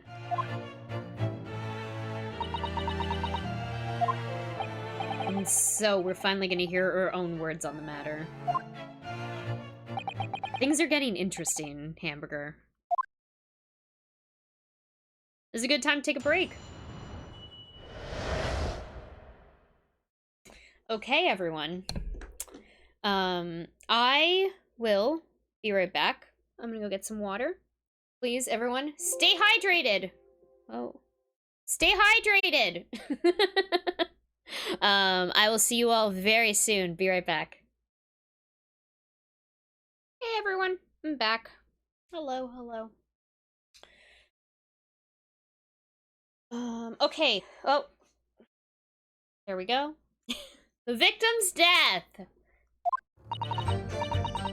Unfortunately, I have no idea when the poor man burnt his wrist like that.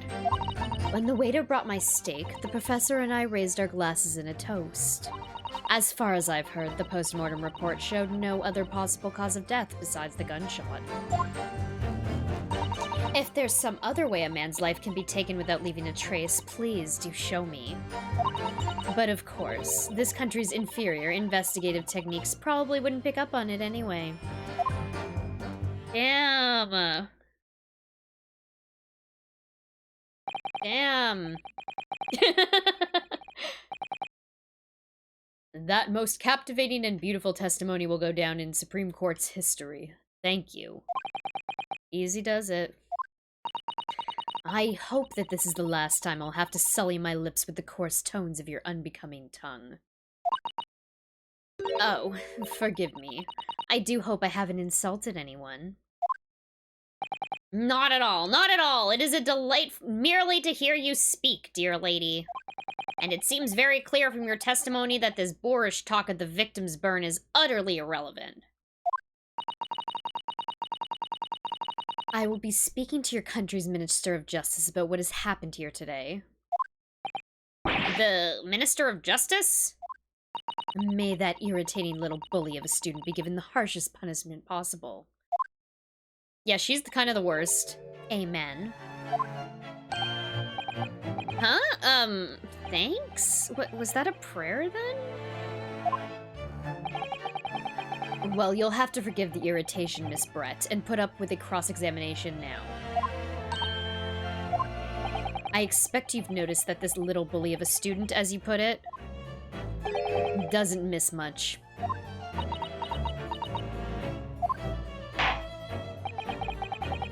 I'm sure I don't need to remind you, counsel, that this will be your final cross-examination in this trial. If you fail to demonstrate any problems with this witness's testimony, I will be ruling on the case immediately. Is that clear? Does that mean I can't press it?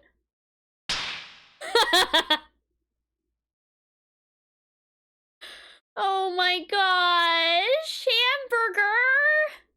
He's so cute, he's so baby! He has the best animations! Yes, Your Excellency. Then you may proceed with the cross-examination.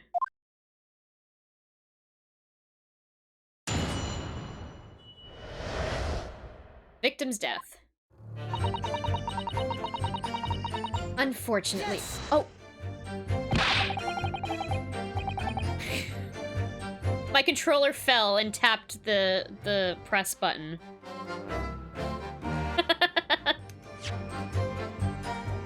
Hold on. History. Unfortunately, I have no idea when the poor man burnt his wrist like that.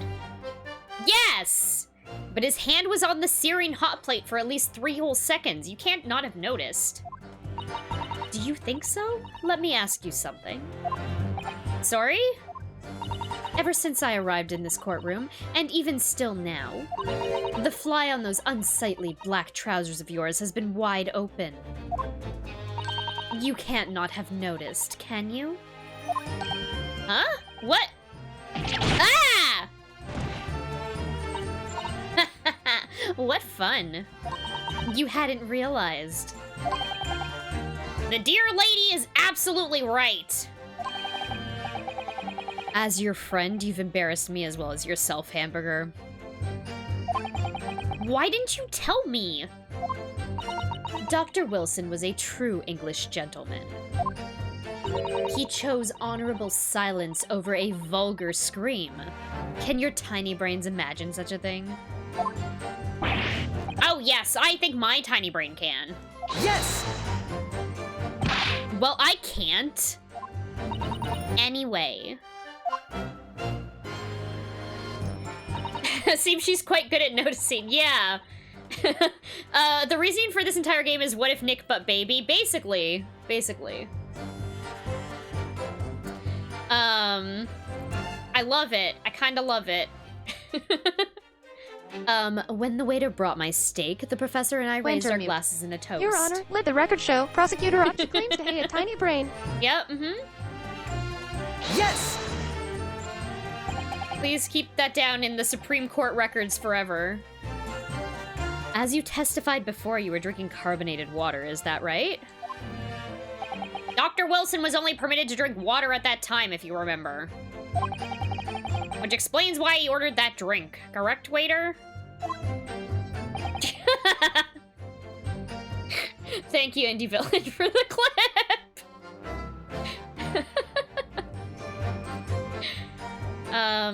Exactly as you say, sir. Although...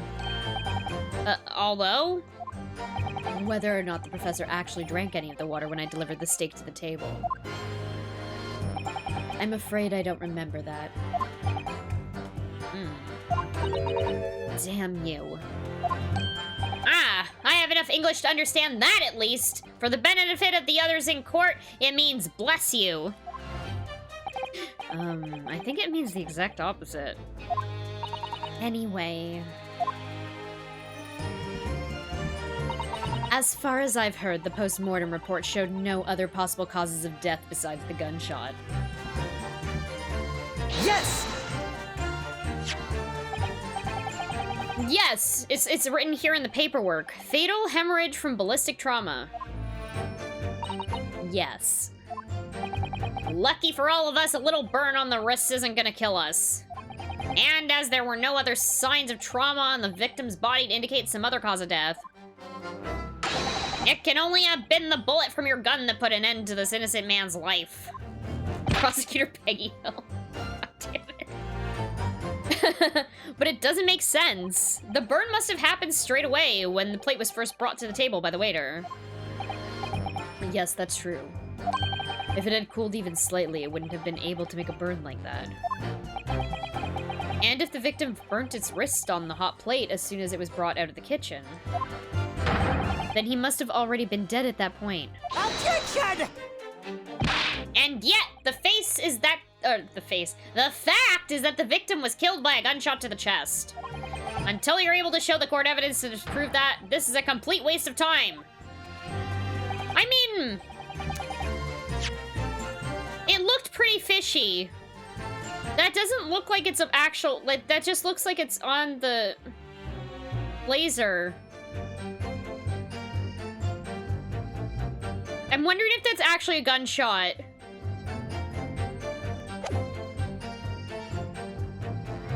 Anyway. Hold on. It'd be great if it were ketchup. I know, it could be literally anything. Look at the glass. Yeah, no, I know the glass is gone. Like, the liquid's gone between the two photos. Yeah. It's a bullet hole sticker you put on windows.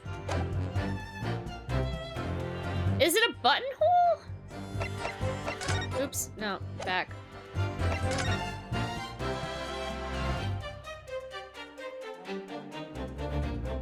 No, on this side it would be a button, right? Anyway. There would be a button there on the other side, so... Anyway, I'm sure we're gonna figure this out in a second. I concur. Prosecutor Ochi is right. Ugh. Okay, so I'm pretty sure I have to present something there. If there's some other way a man's life can be taken without leaving a trace, please do show me. Yes! Without leaving a trace? If someone is shot, or strangled, or stabbed, or thrown from a height... However, if a person's life is taken, there are always telltale traces on the body. Quite right, dear lady. And as our police force has thoroughly examined the body of the deceased, there can be no doubt. Isn't that right, Inspector Hosonaga? As I've said, I always aim for a flawless investigation. There would be physical traces with all of those causes of death, that's true. But maybe there's some other way of killing someone that doesn't leave a mark. If, heaven forbid, you doubt me, young man, You're going to have to tell everyone how exactly you think the professor did lose his life. Otherwise, I'm afraid your argument falls rather flat, doesn't it? Oh no, perish the thought! Calling such a sweet young lady's innocence into question? Oh, my honor, I... Takatsuchi Aochi will cut down any who dare cast such aspirations. A way of killing someone that leaves no trace. We need some evidence to back us up here. Yes, evidence. But of course, this country's inferior investigative techniques probably wouldn't pick up on it anyway. Yes!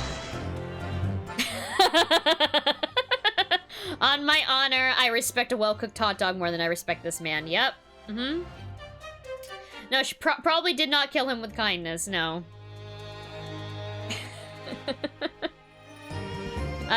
Inferior? What do you mean by that?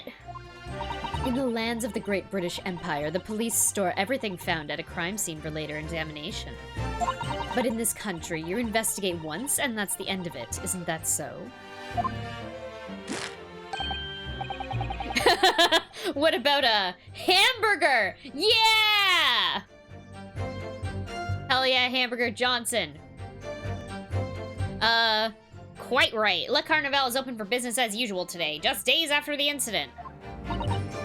Exactly, which means that even if the investigation takes a different direction, vital evidence may be lost. What? He has a thought. How do I interact with that?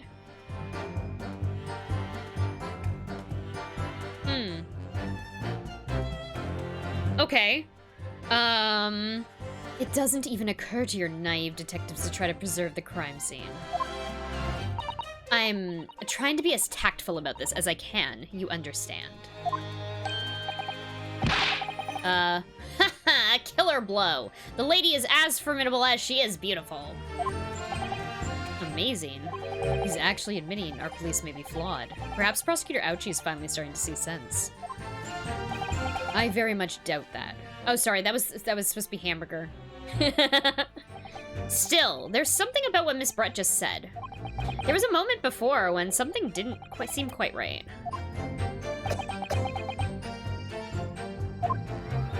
Can I press that again to cause...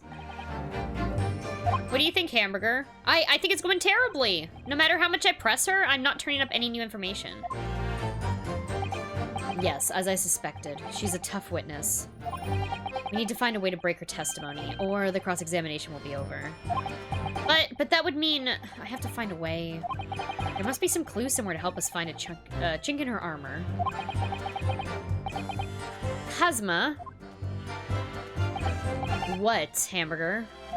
There is one thing I noticed. Something that's been bothering me. Bothering you? You mean about Miss Brett? Actually, no. About the person standing next to her, Inspector Hosonaga. The detective? Yeah, he seemed to react a little strangely to Miss Brett's last statement. I was wondering if it might be significant. If I might present an opening, maybe. Or it might present an opening, maybe. Alright, I have an idea. Try pressing her on that last statement one more time. If you think so, but this time, instead of targeting the woman herself, let's see what we can get out of the detective. Alright then. I wonder what Kazuma's thinking. I'll find out soon enough, I suppose. Once I press Miss Brett on her last statement again. Okay, cool, we're getting a tutorial. In the tutorial level...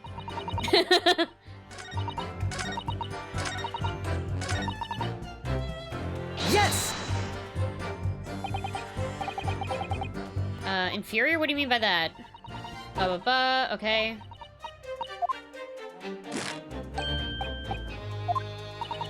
Wait. Wait.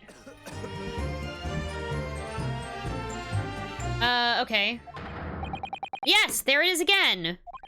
The detective's reaction is just the same as before. Why? Up until now, the detective has been in the stand with Miss Brett as her interpreter. But things are very different now. For this testimony, the detective is just listening to what the Englishwoman has to say. This could be a golden opportunity. What do you mean? When people are actually testifying, they're usually very careful not to let anything slip. However, when they're listening to someone else speak, you'll find they often let their guard down. You're right. Look at him. He's lost his own thoughts. It's time to pursue the man in his train of thought. Sorry? Pursue? I'll explain how to do it now. Hamburger. It's all to do with the witness marker. What marker? At the moment, we're focused on Miss Brett, who's the person actually making the current statement. But by moving the marker left and right, okay, you can turn your attention to the other people in the stand. While you're looking at the other witness, you'll be able to pursue them with A. If you can catch the person at just the right time, you might uncover some new information to pursue. If you ever notice a strange atmosphere among the people on the stand, take a good look around. Right then, so first I should move the marker across with whatever and focus on the detective. Then pursue him with A and then see what's on his mind. Here we go. Was this a mechanic in any other game? There was something very similar to, in the Professor Layton Phoenix Wright game, actually. That was a mechanic in that game. Because there were multiple witnesses in that one as well.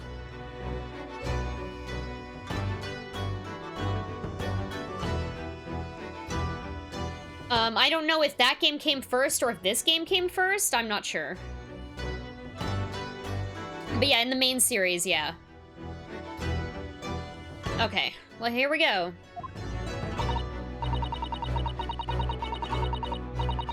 Wait. Okay, let me switch over. There we go. Plumberry Muffin. You know, I always loved the fixing cars portion of Far Cry games. Such a great mechanic. Hee. Good mechanic. Also a good mechanic. Exactly. Which means that even if the investigation takes a different direction, vital evidence may be lost. Excuse me. Excuse me. Excuse me. What's the meaning of this?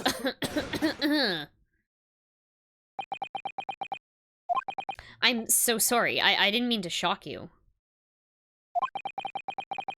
He really was lost in his thoughts, like, deeply. And it looked like you were thinking something just now, Inspector. Perhaps having heard what the lady next to you had to say. If there's something you'd like to say, please share it with the court. Wish in the remastered trilogy they let you switch between the boat guy and the bird. Yeah, I know, right? That'd be great. Objection! What is the meaning of this? It's good music. It's the delightful English woman who's testifying at the moment. If you can't find fault with her testimony, then the cross-examination should be over immediately. Oh, is that how it works? Absolutely not. Hmm? The detective is in the stand, which makes him a valid witness. Yeah, not to mention the fact that he's intimately involved in the case. Inspector Hosonaga. Yes? Do you have something to add in relation to the statement just made by Miss Brett?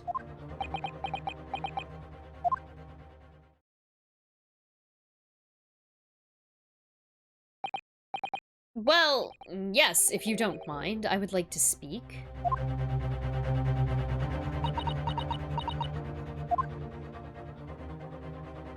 The lady is right. Our country's police practices are not as modern as those used in Great Britain. Which is why I, Satoru Hosonaga, always strive to make every investigation I'm involved in flawless. What do you really mean by that? I'll tell you what I mean. I won't have evidence lacking on my watch. I'm not afraid to take everything I can from the scene of the crime. It's preserving evidence, you see. I don't care if they call me a crime scene thief. I'm not ashamed of what I've done. A crime scene thief? Well, it looks like the lady's remarks touched a nerve there. Take this, for example. Is that... This is the bottle of carbonated water that I took to the victim's table on the day in question. And yes, it's lost all of its fizz, having been opened 3 days ago now. But it was carbonated water, I don't care what anyone says. Yes, there's some left in the bottle, I can see it. One day our police force will be amongst the best in the world. The time is coming, I guarantee it.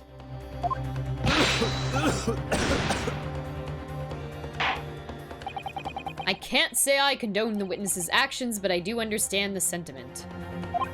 The court will accept the glass bottle of water as evidence. The bottle of definitely not poison carbonated water, yeah. Miss Brett. Andy didn't notice the burn mark. Yep, Yep. Can you confirm this is indeed the bottle from which you drank on the day of the victim's death? Yes, it was that bottle. What was that about? She seemed to avert her eyes when she answered the judge's question. Very well. Counsel, you may resume the cross-examination. And the inspector will kindly control his fervor. Okay, so now how can we present this into... Okay.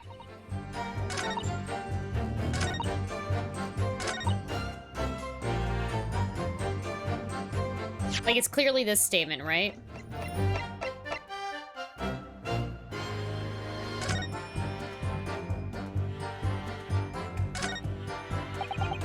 Can't find anything out of place. Oh, I have to wait till it turns to this. Okay. The label's written in a foreign language that I don't recognize. Do you know what it says, Kazuma? I think it's French. This must be very expensive water. Yeah, but what does it say? That's what I was asking. Then go to France and ask. I don't fucking know French. You could just say that you don't know. Yes, they have 2D sprites. Yeah, I love this. I love that they have little conversations as we look at evidence. I think it's really neat.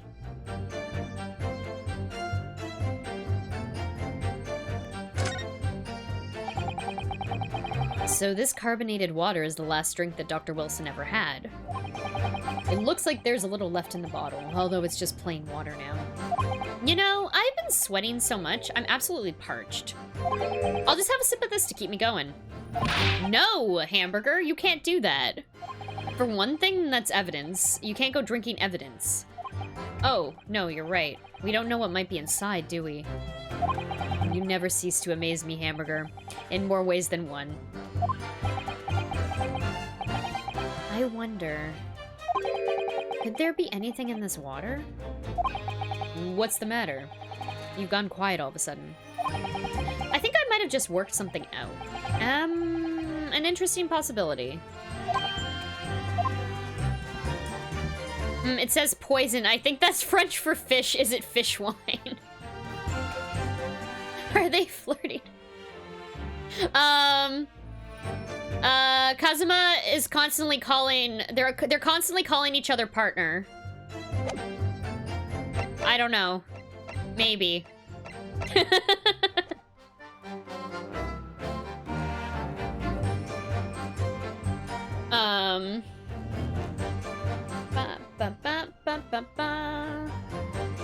So I'm gonna say no. I do like your French joke. Yes, for people who don't know, if I'm gonna explain it because I realized I probably should have explained it. But the French word for fish is poisson, and it's very similar to the word poison. It was a good joke. Okay.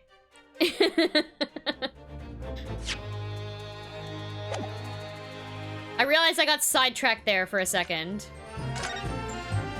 And I read the joke out but didn't explain it.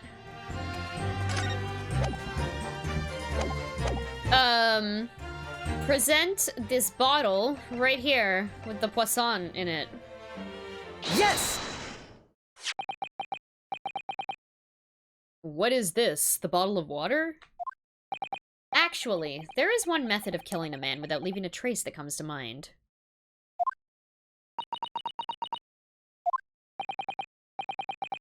Obviously, I'm referring to poison. Poison? No spoilers! Oz, no spoilers, no I don't know anything about this game. This is my very first playthrough of it. Unlike all the other Ace Attorney games, I don't know shit about this game. And it's been awesome so far. I know that there is another part after this, but I'm aware of that fact. But I think it is a very short section.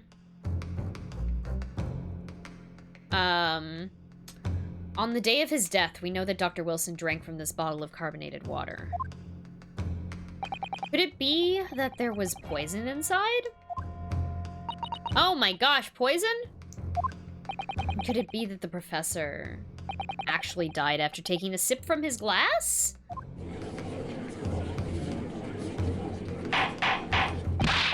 Order, order, order.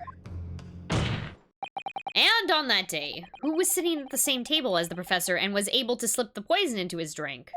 There's only one person who could have possibly done it. Jesely Brett, it was you. Uh-oh. Objection! I feel like she's gonna have a really scary death animation. This is outrageous to suggest such a thing without a scrap of evidence. You little rookie imbecile, have you ever considered the delicate situation our country finds itself in now? Gisele? Giselle? Have you forgotten that we only just signed an accord of friendship with the British Empire? Have you even the vaguest inkling that your rash accusation could jeopardize the entire treaty? Objection! This is not a political arena. This is the trial to determine one's individual guilt with respect to one crime. What? The fact that this woman is British makes no difference. We are here to determine the truth. Ugh. If I may, I will silence you forever for this disgraceful... Whoa. It is you who should be silent. Of course. Dear lady!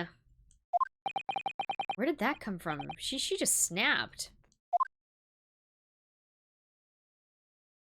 I'm afraid I may have spoken unfairly before. I offer my most humble apologies. I'm sorry, my lady. To what are you referring? I described your police force as inferior. But no matter how inferior they may be, you still investigated this particular point thoroughly, I believe. The bottle, I mean, Inspector, and whether it contained poison or not.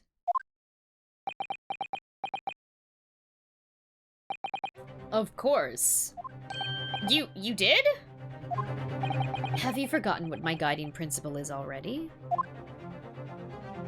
I strive for a flawless investigation every time. I don't believe it. Naturally, we tested the inside of the bottle and its contents. And what did you find, Inspector? I ordered tests for every toxin that's available in this country at the present time. In this country? We could find no trace of poison for any description in the bottle of... poison of any description in the bottle of carbonated water, Your Excellency. What? Are you sure? The tests were meticulously carried out by the chief coroner himself. No! No! If it isn't poison, then drink it. Come on, it's just water. Drink it. I mean, that was the, that was already covered in an Ace Attorney case. That reveal. I'm very grateful to all you Japanese. You've successfully established my complete innocence in this horrid affair. Thank you. But of course, dear lady, the pleasure was all ours. Face planted! I was so sure. This can't be right. Everything falls into place if he was poisoned. Thank you, counsel. I think that cross-examination has clarified everything. As the prosecution have asserted, a shot to the chest from this gun is the only conceivable cause of death.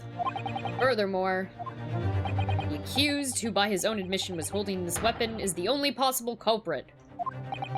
I'm done for. The court wishes to apologize for the great inconvenience this has caused you, Miss Brett.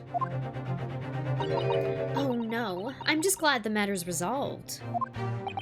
Before proceeding, I must oust the counsel for the defense. Do you have any further new evidence to present the court at this point? Cosma? I'm sorry, Hamburger. I have nothing more.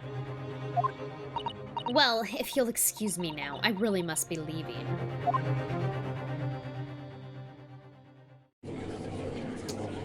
Come on. Come on. Hold it.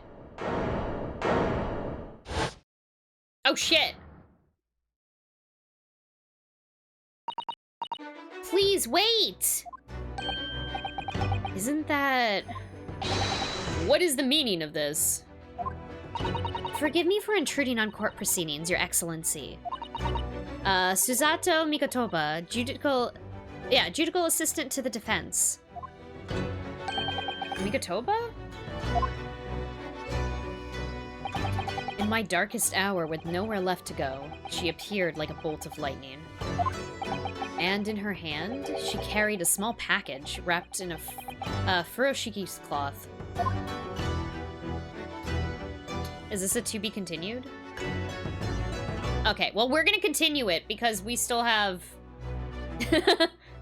I get the impression this next part is like an hour at most, so we're gonna save. We might go a little bit over, but, yeah, we've got Team Baby Defense over here. With her and Hamburger Johnson.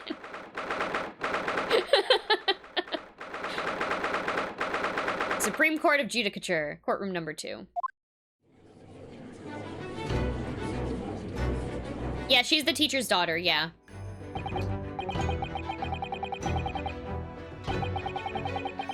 Okay. Team Baby Defense is definitely better than Team Baby Force, I agree.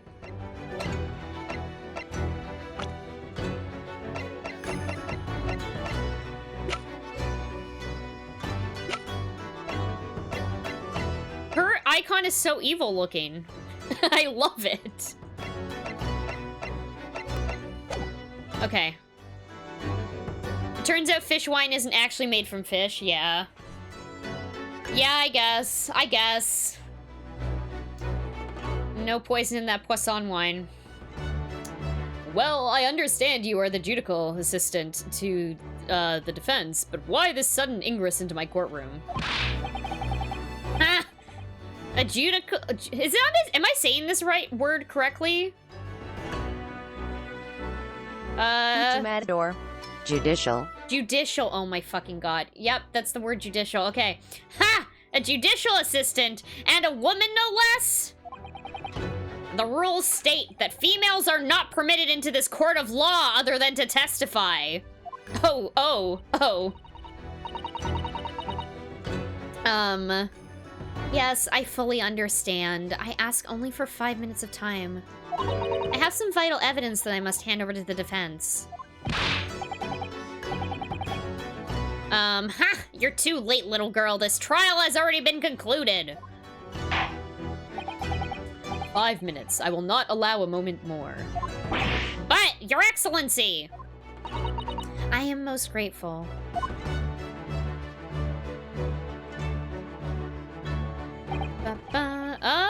Who exactly are you? I'm sorry. There's no time. Please, simply accept this for now. What is it? A report about something written in English? It's Jezel's Brett. Jezel? Jezel? Oh my god, I don't fucking know. Jezel! Jezel Brett's research. The English woman's? After the trial resumed earlier, I hurried back to the university. I went to Dr. Wilson's laboratory in the medical faculty and borrowed this paper. Oh yeah, that's right. Miss Brett was studying under the professor, wasn't she? So, does this research, whatever it is, have something to do with the case? I'm afraid I don't know. I haven't been able to listen to the proceedings of the trial myself. Oh, no, of course not. Can't have women in the courtroom. Can't have women in the courtroom. Special characteristics of Curare and its effects on human suspects. Interesting. Curare? What's that? I've never heard that word before.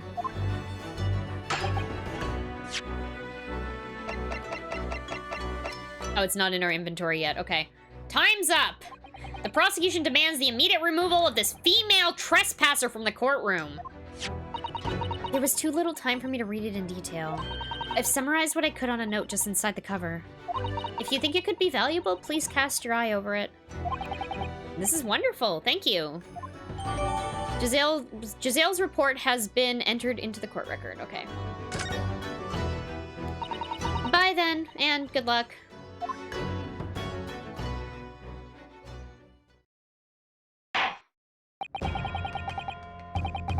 Wintermute. Okay. Giselle. Giselle.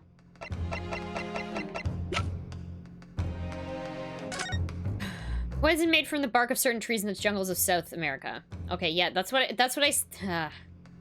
Of course, he fucking tested it against everything that was, like, in Japan.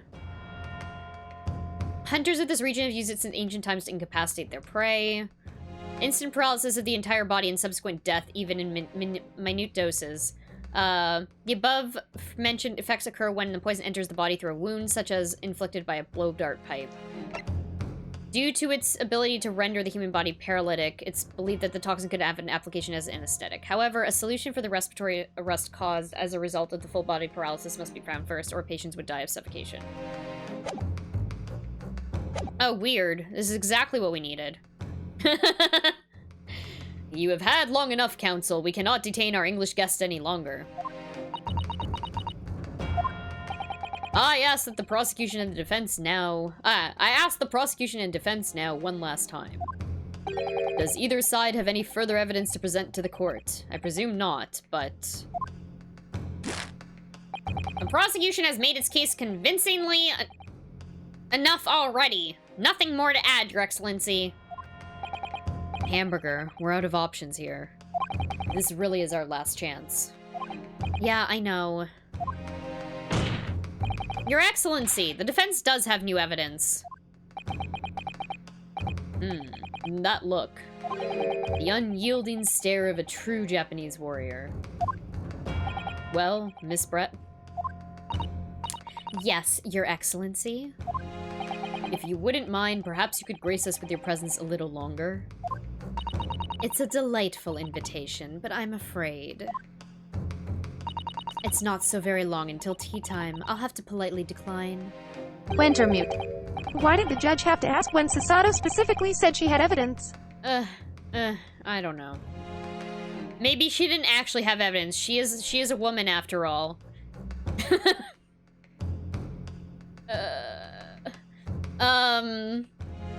Forgive me, Miss Brett, but it seems I wasn't clear. I realize it was phrased as a question, however. I must ask you to treat that as an order. I've said it many times before, but the Japanese language makes no sense. My apologies, dear lady.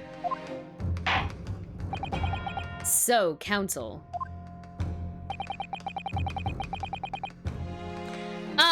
I mean... This court system is pretty fucking shitty, clearly, towards women. What's this new evidence that demands the court's attention? It's this, right here. Yes! Miss Giselle Brett. We understand you were studying under Dr. Wilson at Yume University, doing research. Research, by sheer coincidence, perhaps, into a deadly poison? What? Poison. What are you where are you going with this, counsel? A toxin known as Curare, Your Excellency. Even the slightest amount of this deadly poison entering the body leads to instant death. Objection! What? What complete and utter nonsense? Curare, you say? I've never even heard of it! You wouldn't have done. What do you mean? I mean that you wouldn't have heard of Curare before for one very simple reason. It does exist in our country. Or, sorry, it doesn't exist in our country. It doesn't exist? Wintermute. Curare. Curare? Oh. Okay. Curare. Correct. Which means, no matter what tests the police can do for toxins, they'd never identify Curare. Why?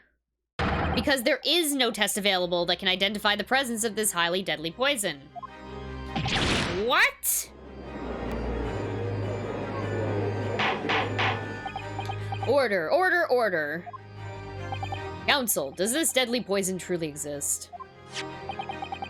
According to this report authored by the visiting research student from England, Curare has been long used by the tribespeople of South America as a poison to lace their arrows. It seems that it's reasonably well known about European doctors and scientists. To lace their arrows? And the report states that it's produced from the extract of a tree that grows deep in the Amazonian jungle. Yeah, again, if there's no Curare in this bottle, just drink it. Come on, it's just water, you know. And it was first brought back to Europe at the turn of the century by explorers. It claims that animals shot by arrows laced with the Curare suffer instant death. Doesn't that about sum it up, Miss Brett? Objection! Trumpery! These aspirations are utter trumpery! To start with, if the victim had been administered some of this so-called deadly poison, he would have been squirming and writhing in pain, and other diners would have surely noticed.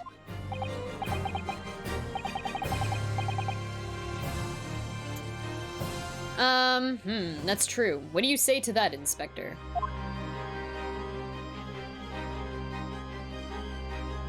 Obviously, I would have noticed a disturbance like that. Is it because of his fucking anesthetics that he was on earlier that they, like... I don't remember anything like that either. I didn't notice the professor being in any kind of pain. According to this, however, it's the other way around. What do you mean, the other way around? The very fact that the victim didn't show any visible signs of distress is evidence that the Curare was used. Oh, never mind. I must have missed something. Did it say something about that? Yeah. Explain yourself, counsel. The moment this toxin enters a person's system, it causes instant paralysis. In other words, afflicted victims lose all strength and are completely unable to move. Even if they were in total agony, there would be no visible signs of pain at all. He kept yelling and screaming, "Oh God," but everyone assumed he was enjoying his steak. How terrible. Obviously, if a man lost all strength in his muscles, he'd collapse on the floor. But with a chair under him for support, as Dr. Wilson did, the effects could go largely unnoticed.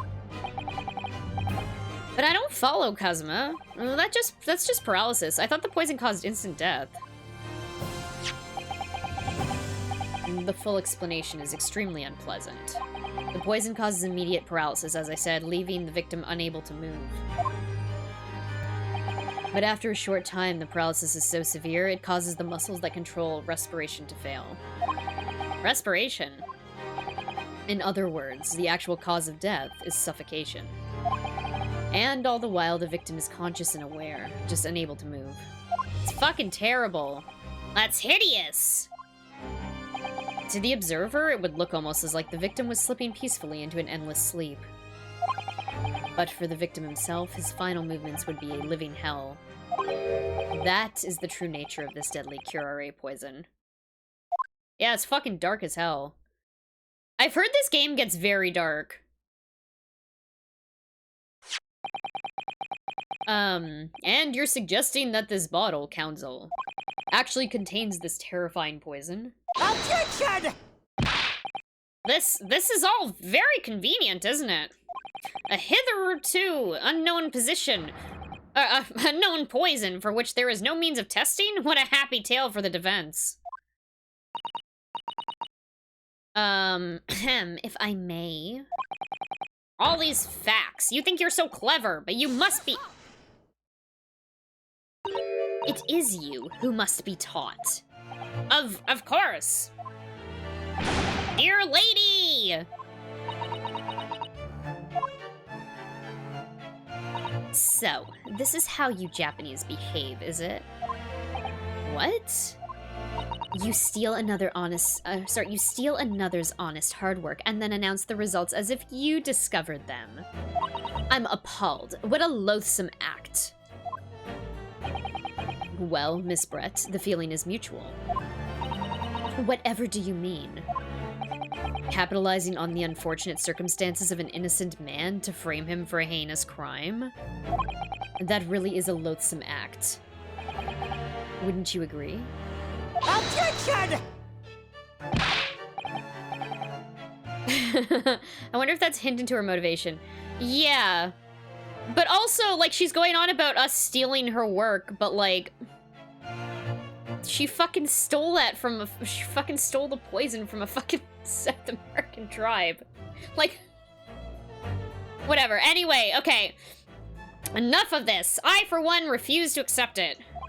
The idea of some poison that doesn't even exist in the Great Empire of Japan is breaking the rules.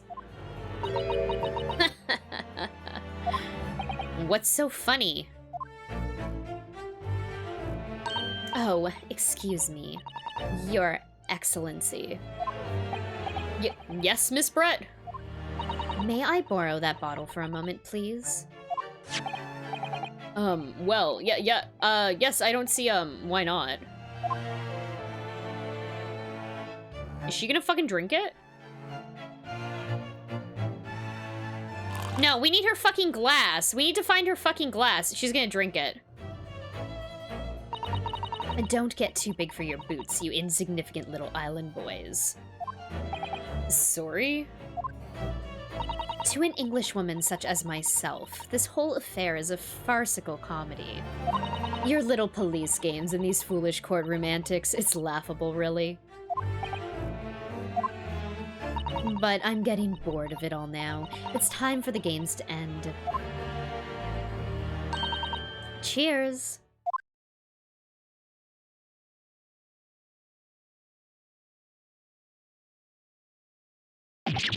Wait, what are you doing? She fucking took it and she drank it.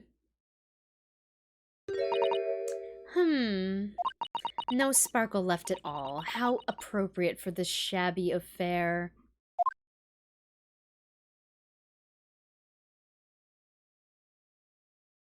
Did she just Princess Bride?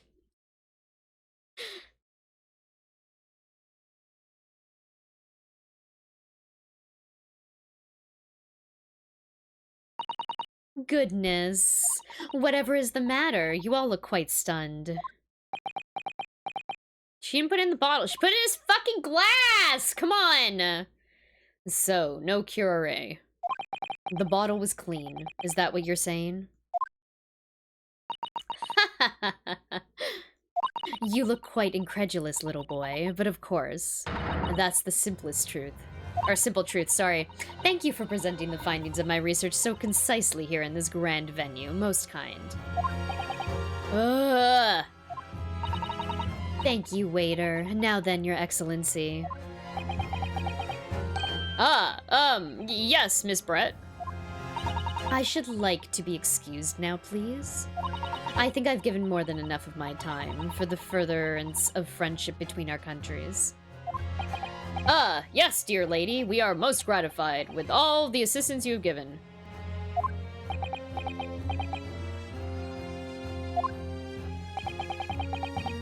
This doesn't make sense. There had to have been poison in that bottle. So how did she swallow a whole glass and live to tell the tale? I don't understand it. Well, I suppose if nothing else, this little Far Eastern charade will make for an interesting conversation at the next party I attend in London. There has to have been poison in that bottle, doesn't there? But there can't have been, because otherwise she would have keeled over dead. Come on, Hamburger, we have all the clues now. That bottle of water.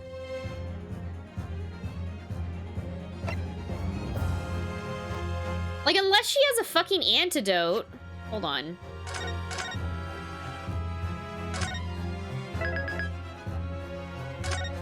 But it didn't seem like she did. I'm gonna say it contains no poison. As I thought. No, I feel like that might have been the wrong choice. There is no poison in that bottle. What? Why, Hamburger? Isn't it obvious? If there was poison in there, she'd be dead by now.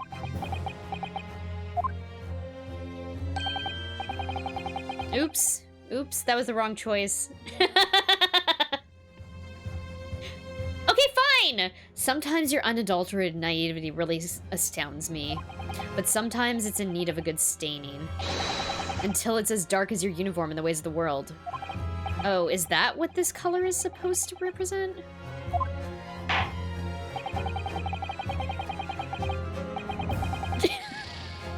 Oops, okay. Ugh, this whole trial's poisoned. There has to have been poison in that bottle, doesn't there? Okay.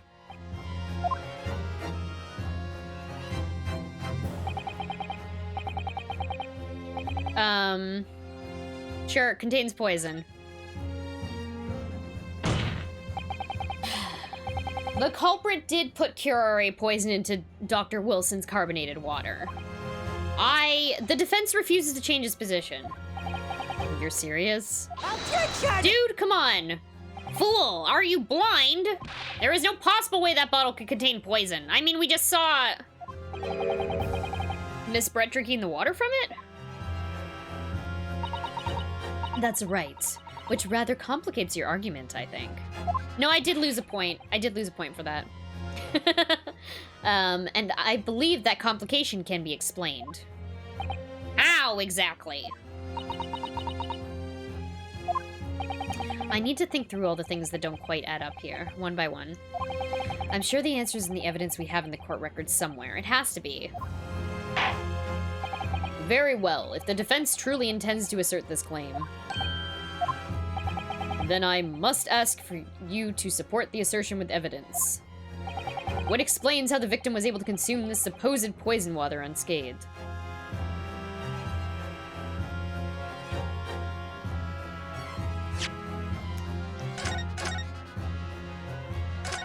Hold on. Okay, I'm gonna go read a bunch of stuff and look at a bunch of evidence. My only other, like, idea is that the steak was poisoned, not the water.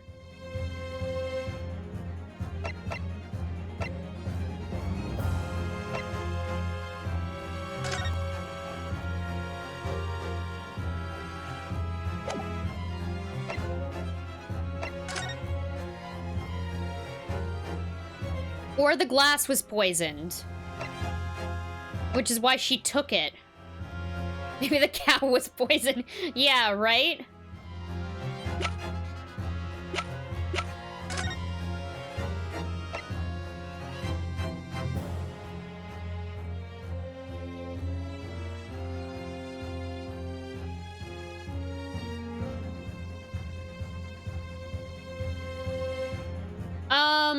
Does it have to enter through a wound? Yeah, there was also the thing about the bottle, where I'm not sure the bottle got swapped.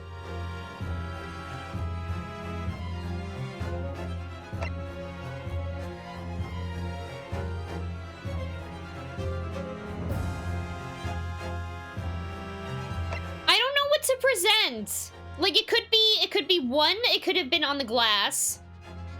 Because it's instant, right? It doesn't matter how small it is. If she put it on the rim of his glass... yeah, it also doesn't... Yeah, there's that as well, Paperette. I don't think the gunshot actually went through the body. There's that as well, which I haven't... I don't know how that relates to whatever it is, but we have to... We're on this poison route right now. And I don't know if I should be presenting this or the glass.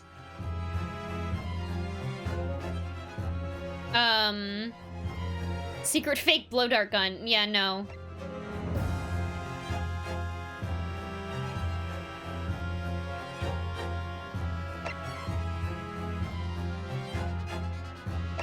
Yeah, I figured there was more to it than the poison water. I'm just trying to figure out what to present right now.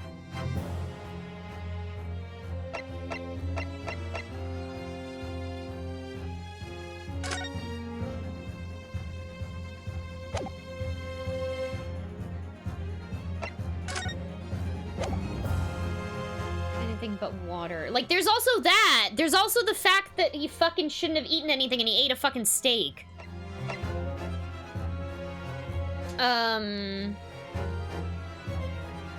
Yes!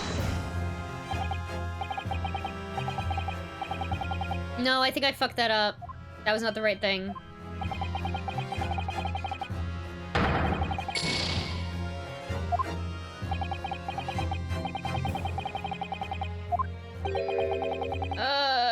Yeah, I know I am. Come on.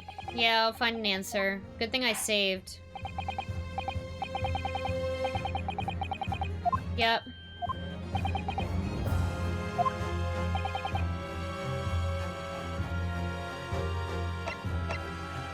He was paralyzed by the time the steak arrived. Yeah,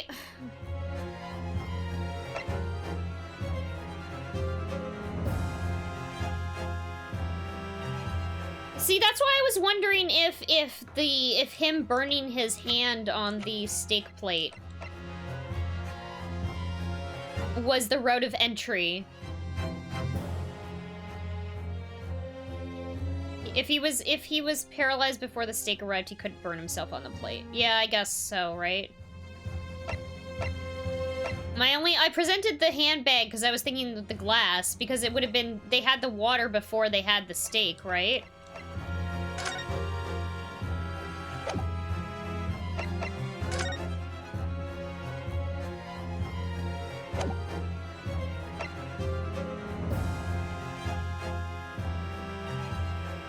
That's how he burned himself on the plate. He wouldn't have been able to move his arm away or react. Yeah, okay, that's true. Oh yeah, okay, so he couldn't have eaten the steak. Yeah, he was already dead by the time the steak arrived. But he wasn't when the water was, so I'm like...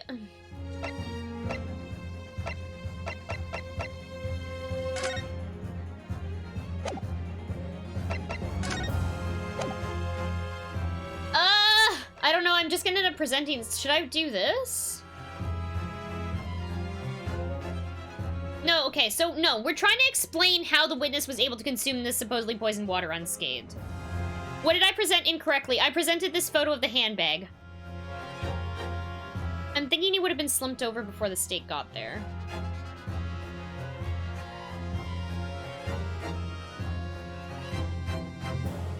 I tried to present this handbag.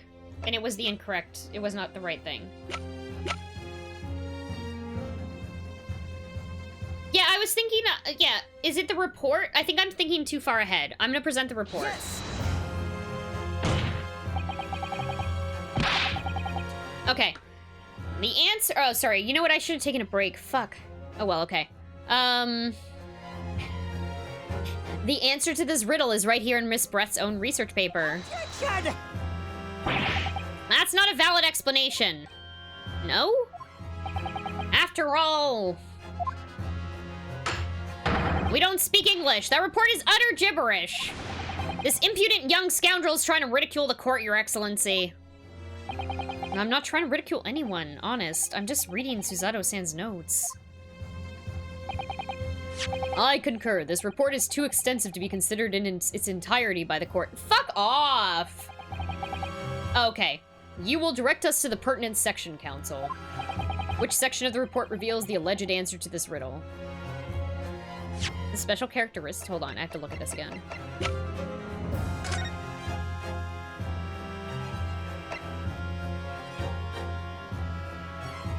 It's probably special characteristics, right?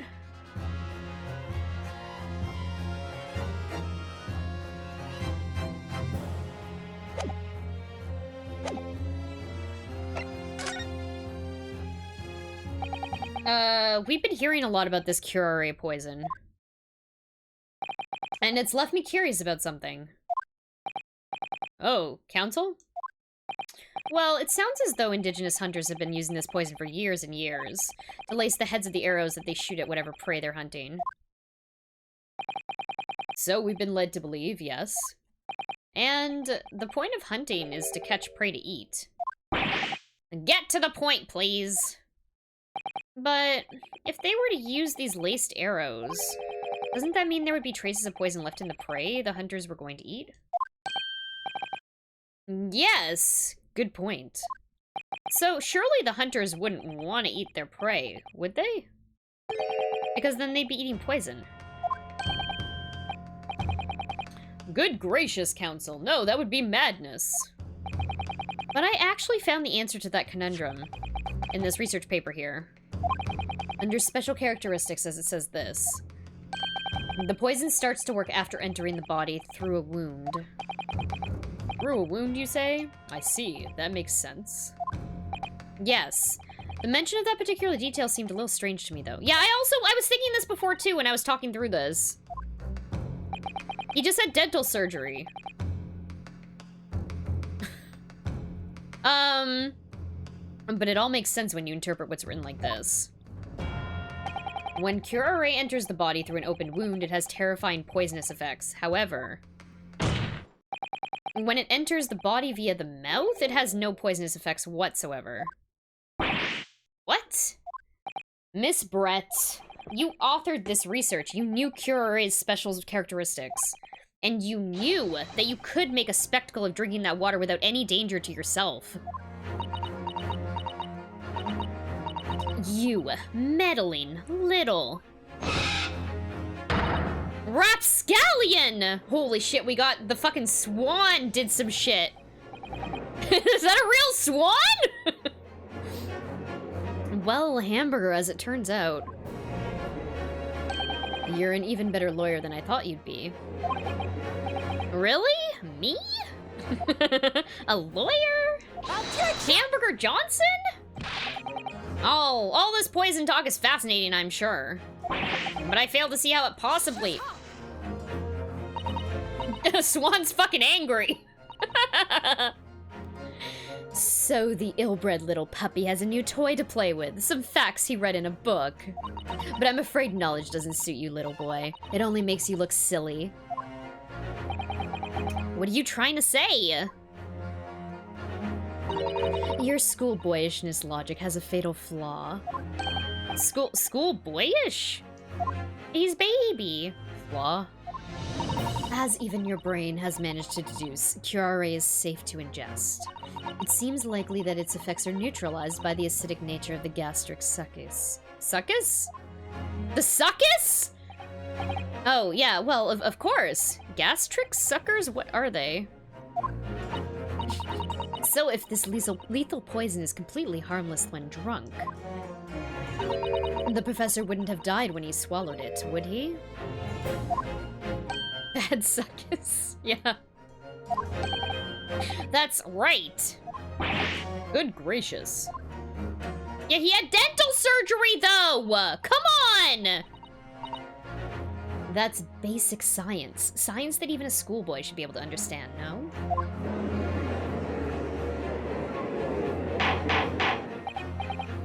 Order! Order in the court! Order! The logic holds. If the lady and professor drank the same poison, they would be affected in the same way. Are you trying to suggest... Yes, this curare poison is completely irrelevant to the case on trial! That's right. Surely even a little cockroach like you could understand something as simple as that.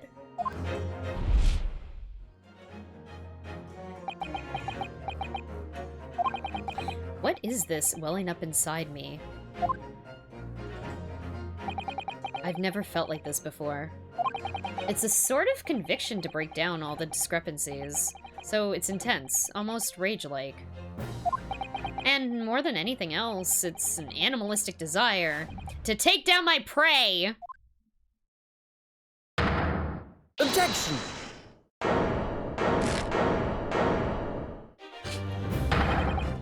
I don't think so, Miss Jezeel Brett. How dare you use that tone with me? You know very well that there is no fatal flaw here. You know exactly why, even though both you and the victim swallowed the same poison. You are alive, but Dr. Wilson's dead. Yeah, her mask did grow 3 sizes. Hamburger reflected in black and white so Great Ace attorneys in the future could sepia! Very good!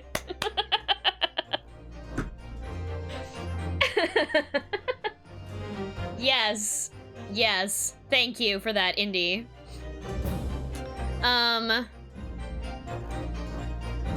Counsel, I'm sure I don't need to remind you. You must provide compelling evidence.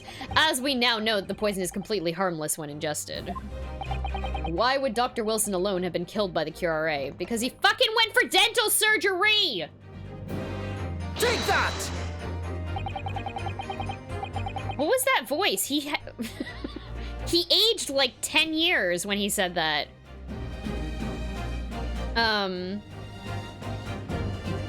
As Miss Brett so readily pointed out, she drank the same water as the professor. He's confident now, so he's not a baby. Yeah, the wound was in the teeth. Yeah, I'm guessing that's what it was. However, there was a fundamental and fatal difference between the two diners. No, he said take that. No, he didn't say drink that. A fatal difference? The toxic effects of curare only felt when the poison enters the body through an open wound. So, for a healthy person with no injuries, drinking it is completely harmless. But what if there was a wound inside the mouth of the person drinking the poisoned water? Inside? Yes, like the wound you might have if you had just been to the dentist and had a tooth extracted, for example? Ah. Miss Brett, you've acknowledged many times in your testimony already that you were well aware of Dr. Wilson's dental appointment that day. Ah!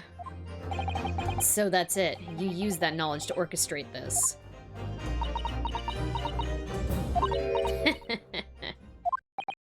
Is she laughing? I don't like to repeat myself, but honestly, I can't resist. These childish courtroom games and your half-baked arguments are all so puerile. What do you mean? Don't worry, little schoolboy. You'll find out soon enough.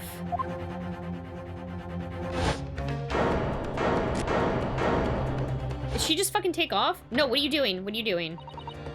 You see, when you leave vital evidence lying around, you never know what might happen to it. No! I mean, it could just slip. You fucking Jesus Christ. Oh my fucking God. Oh dear, how careless of me. I'm afraid some crucial evidence may have just been tragically destroyed. No! What is it? What just happened? It's the English woman! She just smashed the bottle! And in the Supreme Court! What a terrible blunder!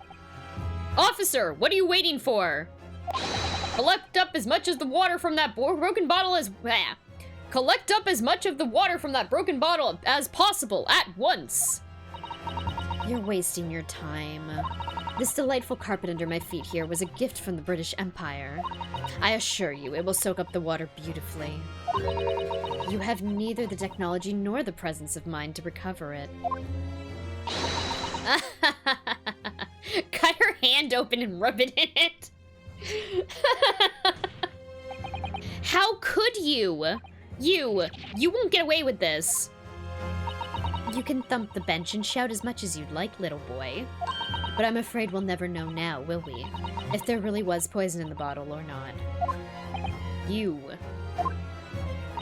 And let us not forget, we still have some very compelling evidence left intact. Isn't that right, counsel for the prosecution? Oh, of course, of course! You're referring to this photographic print, I assume, dear lady. That's right. And really, looking at this photograph, it's as clear as day, isn't it? The poor professor was sitting with his back to me. So of course the only person who could have shot him from the front is the little schoolboy. Objection! No, you killed the victim that day using curare. And then, in order to frame Hamburger Johnson for the crime, you waited until he picked up the pistol you had arranged for him to find on the floor, before you shot the professor's dead body in the chest with your own hidden gun. Then, in the confusion that followed, all you had to do was turn the dead professor in his chair around. You see, you had every opportunity to commit this crime. Do they have a contempt charge? I don't think so. It seems she did this, I think, knowing that their court system sucks. And that she could get away with it. What a wonderful imagination you have, young man. A hidden gun, you say? And I shot the professor's dead body, did I?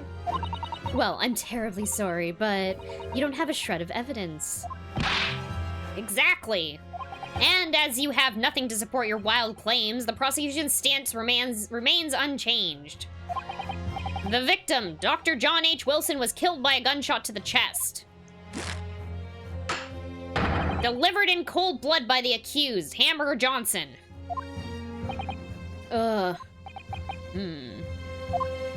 This is unbelievable. How can this be happening? We had her, but now? Is she really gonna get away with it? Is she really gonna get away with it? I'm gonna pause right here. I'm sorry to leave everyone on this cliffhanger right now. I've giggled at Hamburger a few times, but I've been able to say Hamburger Johnson without laughing too hard this week. I'm gonna be right back. I need to turn my AC on because I'm sweating to death. So I'm gonna do that. I'm gonna grab some water. I will see you all soon. Be right back. Hey, I'm back. Just in time for it to go to sleep. Is that Edgeworth I see dancing in Hamburger's mind? Yeah, I also, I specifically made it so that Franziska von Karma doesn't dance during that BRB. I thought it was really funny that way. Okay. We had her, but now, is she really gonna get away with it? The way she destroyed that evidence was obscene. Hamburger! Yeah? We've come this far, but now, you're the only one who can finish it. What? What do you mean? We've lost a vital piece of evidence, it's true. So if there are any clues left for us to use now, they must be in your head. We haven't come this far just to come this far. Yeah. In my head. In my head. You told me before that your powers of observation were the one thing you could really depend upon. Well, yeah, that's true, but I didn't manage to notice what this woman, that this woman was a foreigner with a swan on her head. Yeah, it seems like an oversight. Perhaps she was not dressed this way.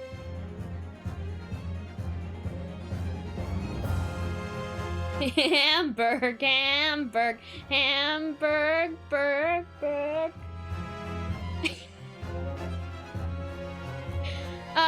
So think back again now. Try to remember every last detail about the scene that day.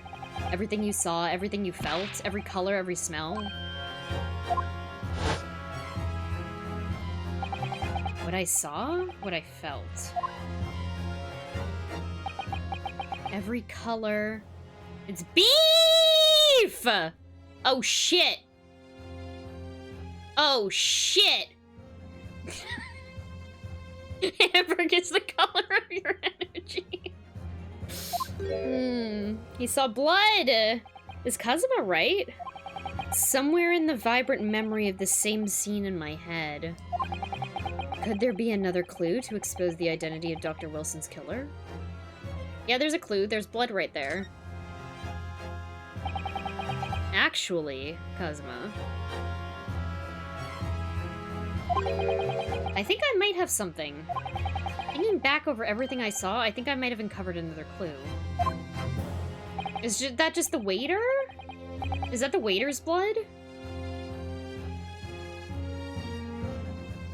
It's A1 steak sauce.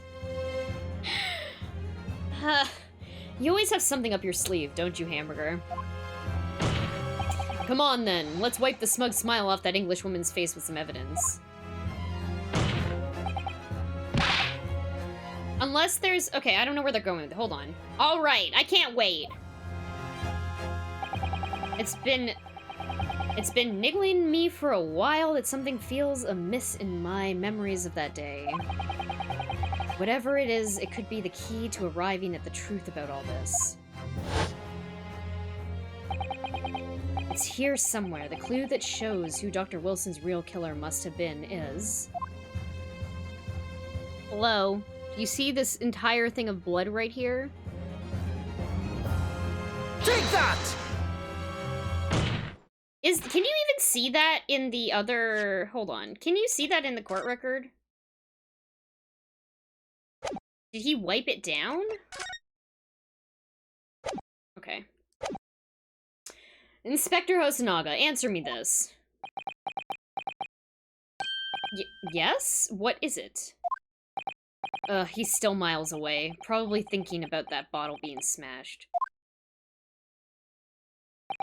As you've said a number of times now, you strive for perfection in your investigations, don't you? Absolutely.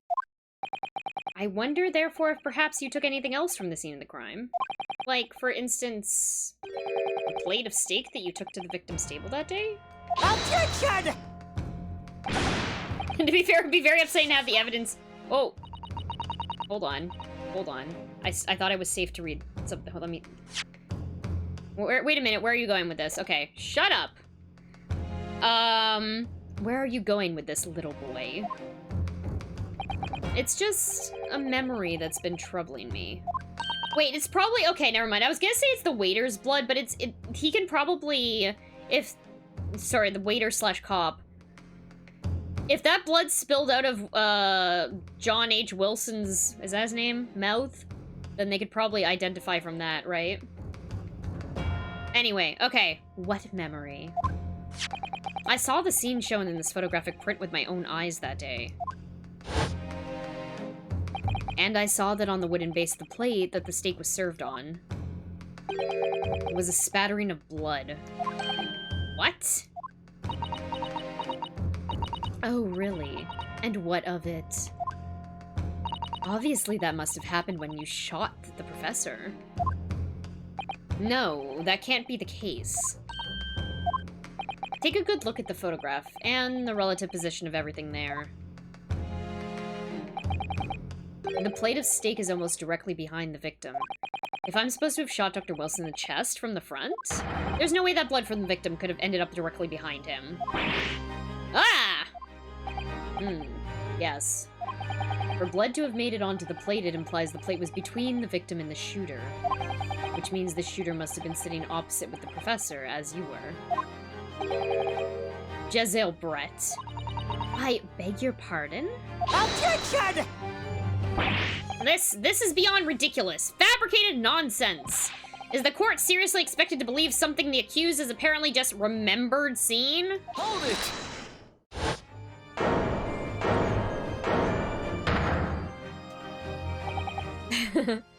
Waiter Cop, sequel to Hollywood Cop and Samurai Cop, not related to Maniac Cop. This could be the moment that my entire career in the police force has been leading to. Inspector, you mean... Yes, I took the plate in the interests of preserving evidence from the scene of the crime. I took it, meat and all, and I don't care if they call me a crime scene thief because of it. You did what? I took the steak that you had been eating, Miss Brett. I took the steak that the sergeant had been eating. And I did it all in the name of justice. Then we can find out for sure whether or not there's a bloodstain on Miss Brett's plate. We must examine it, like now!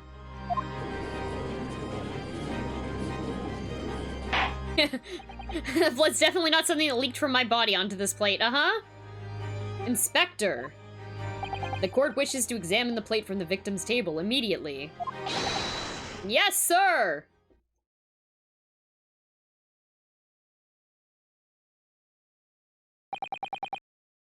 Sorry for the delay. Here is what you ordered, the steak. Well, what about the blood? Is there blood on it? Of course there isn't! Quickly, Inspector. The blood, man! Show the court! Of course. Examine the plate at your leisure. I don't see blood on it. Okay. No. No blood.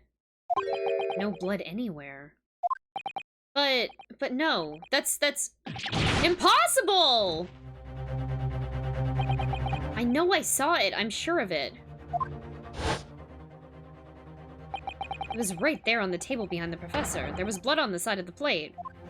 Is it a different... It's a different steak, then. Is it a different steak? The steak got swapped. I was trying to figure out why the steak was smaller on one of the shots. They swapped the plate.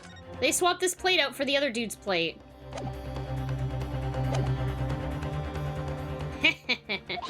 What an unbecoming expression, little boy. Fucking swan. You see, this is why I always say you can't trust what the Japanese tell you. Tisk, I couldn't agree more in the case of the disgrace to the Empire. I believe we may finally have reached a conclusion in this trial. Let's hope so. Let's pretend attempt at courtroom proceedings is painful to watch. But I do promise to do my best to forget about it all when it's over. Ha! This sorry-looking steak reveals the facts all too clearly. No, it's the wrong steak. Wrong steak! If the sorry-looking accused wishes to examine it again, be my guest. The swan could have helped. Yeah, I seem to remember some testimony from the other dude who had the steak, the beef steak, that he, like, literally took it and, like, bit into it. So I'm assuming the steaks got swapped, right? Yeah. Was it the plate I saw or thought I saw? Just a figment of my imagination? This is it now. I've lost. Hamburger. It's not over yet. Not until the final gavel. Never stop believing in yourself. Keep looking forward no matter what. Believe in myself? Really?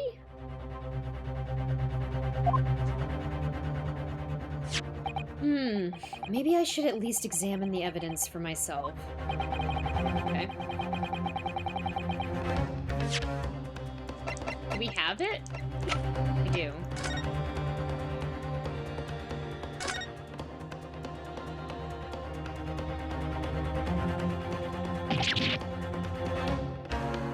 Oh, it's the coin. Fuck yeah. Okay, this is what reveals that it's actually his thing, because he took the coin from the collector. Huh? What in the world is this? I think it's a Koban coin, and the hallmark is from the Hoei area, I believe. Era. No, I don't mean what is it. I mean, what's it doing there? Wait, did you say it was a Hoei Koban? Yeah, and apart from the meat juices, it looks to be in good condition. I imagine it's very valuable. This isn't the first time today there's been talk of a Hoei Koban. I've heard of pearls before swine, but I've never heard of bullion and bouillon. And I don't think you ever will again. This is extraordinary, though. This means... Yeah, this means that our case is saved. The baby! It has the baby! The emblem on this side of the plate. Is it a cat? It's a cow, obviously. Most likely because the restaurant's signature dish is beefsteak.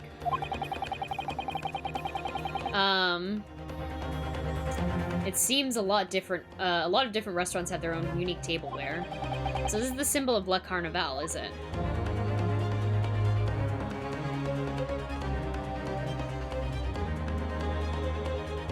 Okay. Okay, well, we figured out the secret, right?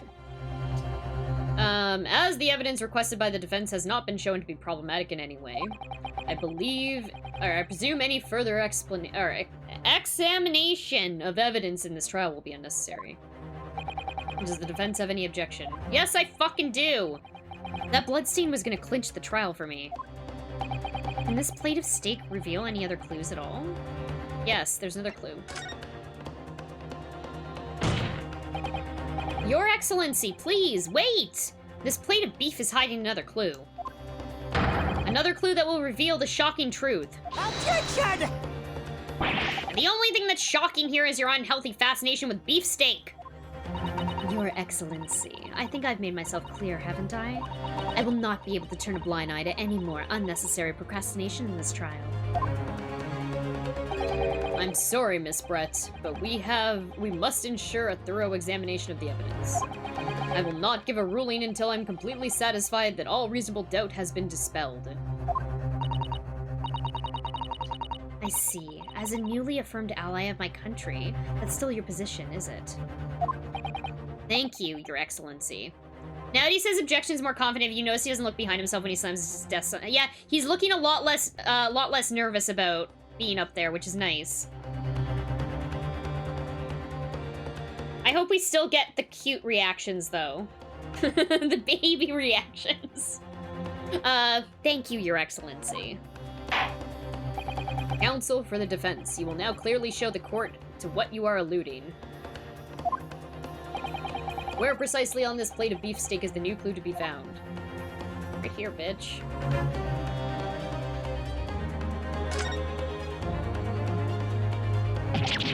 Huh? What in the world is- fuck, is this the same thing? Yeah, it is.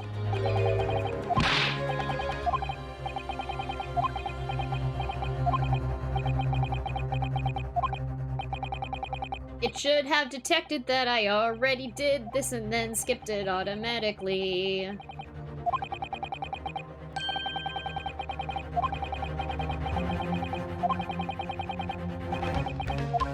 Okay. I certainly never expected to find a precious coin underneath this thick cut of meat. And it's from the Hoei era, too. That would make it really quite valuable. Oh, okay. So, you know what I bet? I bet because I didn't examine the coin after we flipped it up. This is why we're getting this now. I wonder if we just fucked up. Oops. Okay. It's well marinated in the juices as well. Look. What? Are you thinking of eating it? No, no, no. But the next time I order steak in an expensive restaurant, one thing's for sure. My heart's gonna be racing as I lift up the meat and peer underneath for a prize. I think you might have the wrong end of the stick about this, Hamburger. The Koban coin underneath the steak. There's only one logical explanation. Why is this not- Oh, it's because I'm not presenting! Fucking goddamn it. Whatever, I'm glad I checked that conversation, though. The new fortune cookie, right? Good gracious, that's... Goban! What on earth? A Hoei era wanted that. Miss Brett. This is in fact the beefsteak that you ordered at the restaurant on the day in question, is it? Tell me, why is there an old coin seemingly hidden underneath the meat? Shut up! What a ridiculous question. How should I know? I've never seen that thing before in my life. I don't know what it is, but I want no part of it. Objection! I fail to see how this is relevant. A coin under the meat? That could simply have been a careless mistake by the chef in a moment of distraction. Objection! Don't be absurd. We're supposed to believe that this happened by accident in the kitchen? A rare Hoei Koban just appears to be hidden underneath that piece of steak. If this turns out to be irrelevant to the case, I'll rip up my ticket to Great Britain right now. He's right. It can't be a coincidence. Your Excellency! Yes, Counsel? A rare Hoei Koban just happens to be hidden underneath that piece of steak. If this turns out to be relevant to the case, I'll give up my lawyer job right now! Objection! By all means, don't let us stop you. No one invited you anyway. Shut up! Perhaps, little boy, you should realize that it is you who is irrelevant. Even though I am the one on trial here? The point is, it's essential that we ask the owner of this coin if they can explain what it's doing under that stake. Coin incidents. Yes. Coin incidents. Hey there, Rudy. Welcome in. Happy Tuesday. The owner? Yes, it's obvious. There's only one person it can belong to. The owner of the Koban that was found underneath the beefsteak is this man. Where is he? Take that! Obviously, it can only be the antiques dealer and owner of Rasute, Curio Correcta-san. Yuri, as in Mr. Cucumber something? Honestly, these ridiculous Japanese names are quite unfathomable. Get fucked. Yes. The old man who testified earlier alongside the military sergeant, correct? Yes, Your Excellency. I remember him saying that he was up to something with his Koban coin when it happened. At exactly the moment the gun was fired. The gunshot interested me not. I was far too busy on the floor. Too busy on the floor? Sorry, what were you doing? Hunting for treasure. Indeed, the Hoei era Koban, my prized coin. Then this Hoei era Koban, do you mean to tell me? Objection! No. Please, why would Correcta-san's Koban be sandwiched between the victim's beefsteak and its plate? Makes no sense. Yes! Yes! Which is why I'm asking to bring Correcta-san back to the witness stand so we can ask him. Officer, bring both witnesses that testified earlier back in here. Without a moment's delay.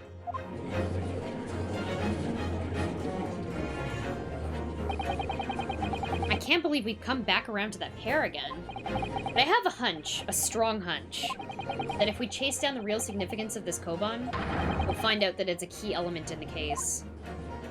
Yo, it's gonna be that the baby fucking stole it. Baby stole it and put it under the stake. Oh good, we have 4 fucking witnesses now. What's this all about? Why have I been called up again? Do you realize that it's dinner time for little baby Ido? When my son's belly is empty, he's fiercer than a pack of wolves! Exploited by the police we were, like miserable dogs, forced to bear false witness. And when cast from this courtroom myself, I became a ruined man in a trice, a worthless, withered antique. Nothing more I have to say. The sun has set on this Rasute's shop owner's existence. Be that as it may, Correcta-san, something has come to light that requires your clarification. As far as your Rasutai memory serves, have you ever seen this Ah! Yes, that's it! Oh my god. Holy shit. That fucking... That was very good. He's fucking stabbed in the foot. Look at that baby reacting to his dad getting stabbed in the foot. That's it. The very exact one that it is. The resplendent, splendiferous Hoei treasure that my rusty bones managed to misplace that fateful day. You see the baby stab that man guilty as fuck. Right? Right, Uchi? It can't be. As I thought. Young man! man! Enlighten this decrepit old fool. Put me out of my misery. Where? Where was my treasure? Where was it dropped? Oh, I'm not sure it was dropped anywhere. We found your coin sandwiched between a beefsteak and its plate, soaking in the seasoned meat juices. Sandwiched? Soaking? Seriously? Clearly it couldn't have fallen there by accident, which means somebody must have hidden it there on purpose. Somebody concealed my Hoei treasure between a slab of meat and a metal plate? Who would do such a thing? Such an unconscionable thing?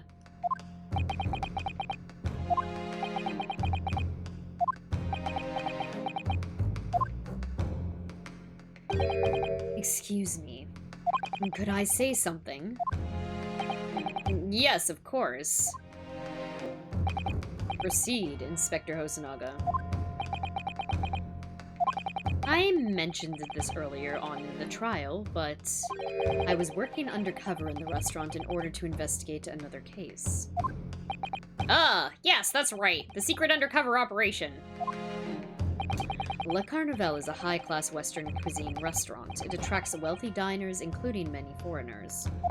Recently, there's been a run of similarly executed thefts targeting the restaurant's rich clientele.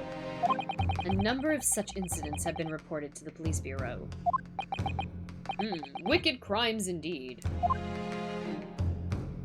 We wanted to nip the case in the bud quickly, especially with so many foreigners being affected. So that's why you were sent in undercover, is it? Yes, I took on the job of waiter at the restaurant in order to flush out the criminal. It seems likely that this Koban incident is the work of the same thief. So, unbeknownst to us, there was a master thief at work in the restaurant on a regular basis. The place was already the scene of several crimes, it seems. I don't know about the master thief part, but the identity of the person who stole and hid Correctus-san's Koban is all too clear. What? What? I think the court would like to hear the defense's view on this matter. Tell us, who is the despicable scoundrel that stole Correctus-san's Koban and hid it under the steak? The baby's not a fucking option, damn it. I can't choose the baby. Take that! Obviously, it can only be you, Sergeant Isinosa. What? How? How dare you? You monster! Monster? I stole that Koban, did I? I'm the master thief of La Carnival, am I? You're seriously accusing me of these crimes, cadet? But it wasn't me, it was Ado. Ado is the mastermind behind all this. He is blaming the baby.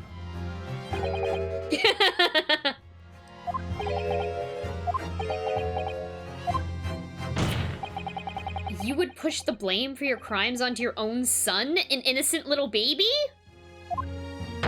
It's you who's the monster, Sergeant Nosa.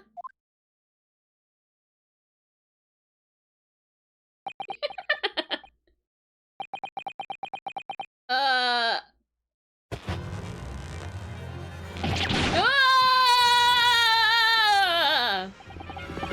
Clippity clop, clippity clop, clippity clop, clippity clop. Ah!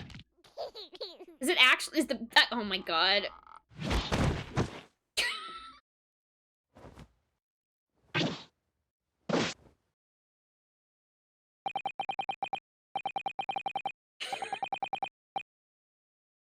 Okay. Nippon Imperial Army Sergeant Isanosa preparing to stand down in the Supreme Court, sir. You have to cross-examine a baby?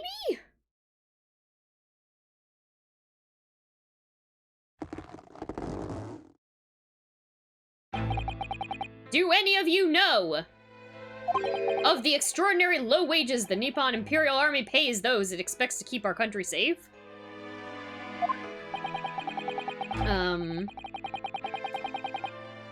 I was gonna rip the baby's head off. Someone's going to baby jail, right? I understand that the temporary increase in taxation owing to the recently ended conflicts remain in place. And I have heard it's hard for lower-ranking soldiers to make a living, yes. All I want is to put a hot meal on the table for my son! That's why you were stealing things at the restaurant? The place is heaving with money! Every 3 days I'd go there and do reconnaissance for a target. And I'd enjoy chomping my way through a good steak at the same time. It sounds like he doesn't bother with a knife and fork even, which is worryingly believable. Oh, weird, weird. And your target that day was the old man in his koban? Yes, sir. It was an easy mark. I slipped the coin into my pocket without any trouble at all. A veritable phantom thief you are. I was all set to leave the steak I was halfway through devouring when it happened. Dang. Yes, when the professor was shot. I knew that if the police conducted a search and found the coin in my pocket, I'd be finished. Ido, too. So I hid the incriminating evidence as fast as I could, on the double. I slipped it under the steak, hoping that I'd be able to rendezvous with it again at the later date. It's all the same in cases like this. Follow the money. Yeah, when did it get economic? Yeah, it did. It did.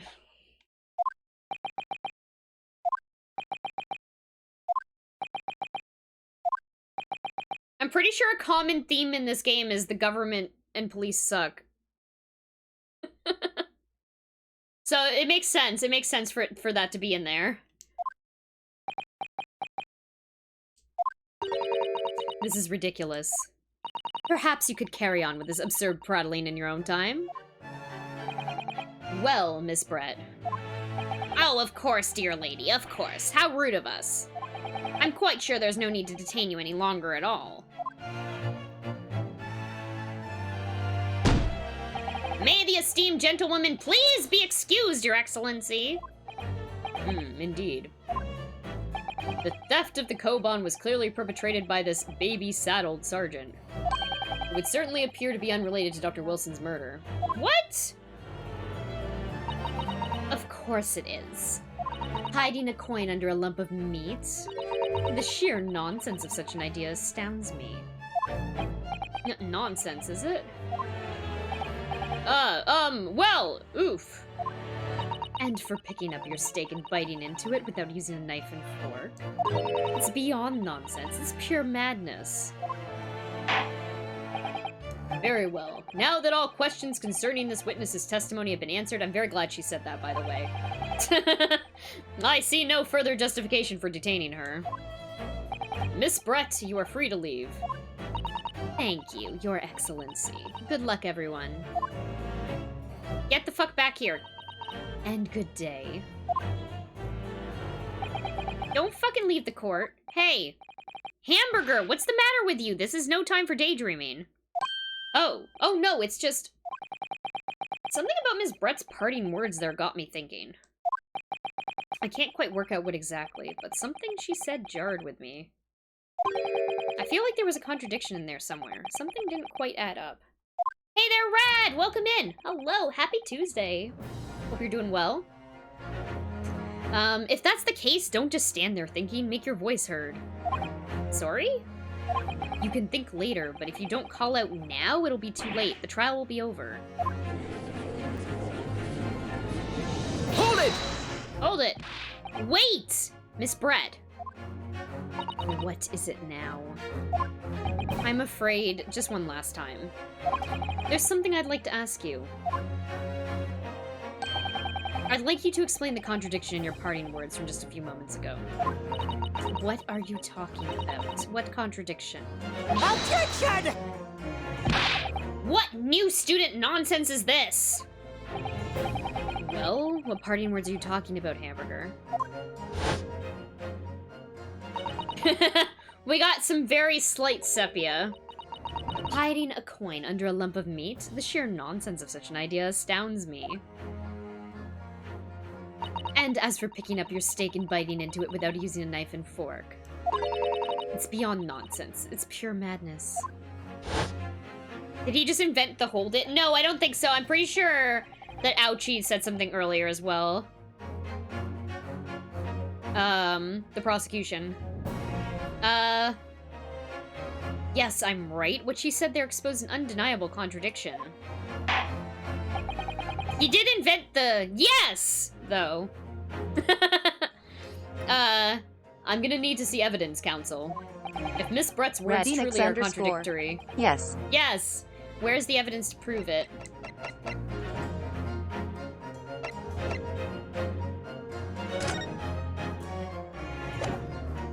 No. No. I'm trying to figure out which photo to present. Hold on. Wait, maybe it's not a photo? Maybe I should present the steak itself? It could be like 3 different fucking things.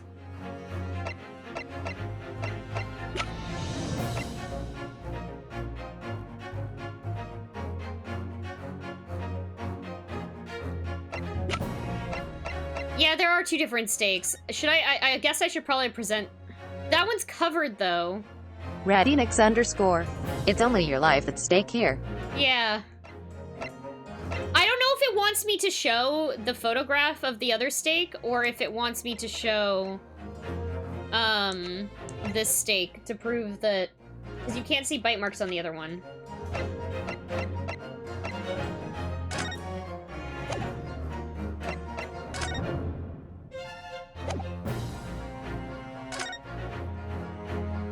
Oh, there's also the fact that the fucking knife has stuff on it.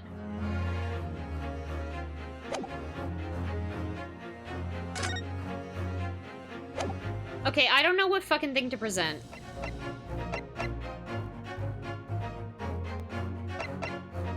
Take that! I feel like this might have been the wrong one.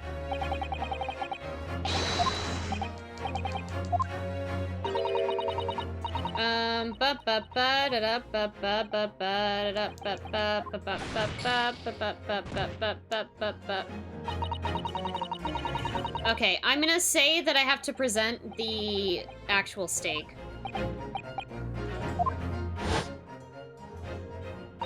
Now I have to sit through a cutscene again.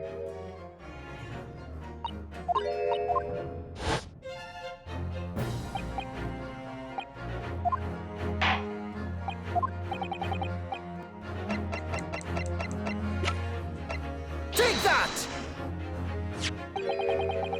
Okay.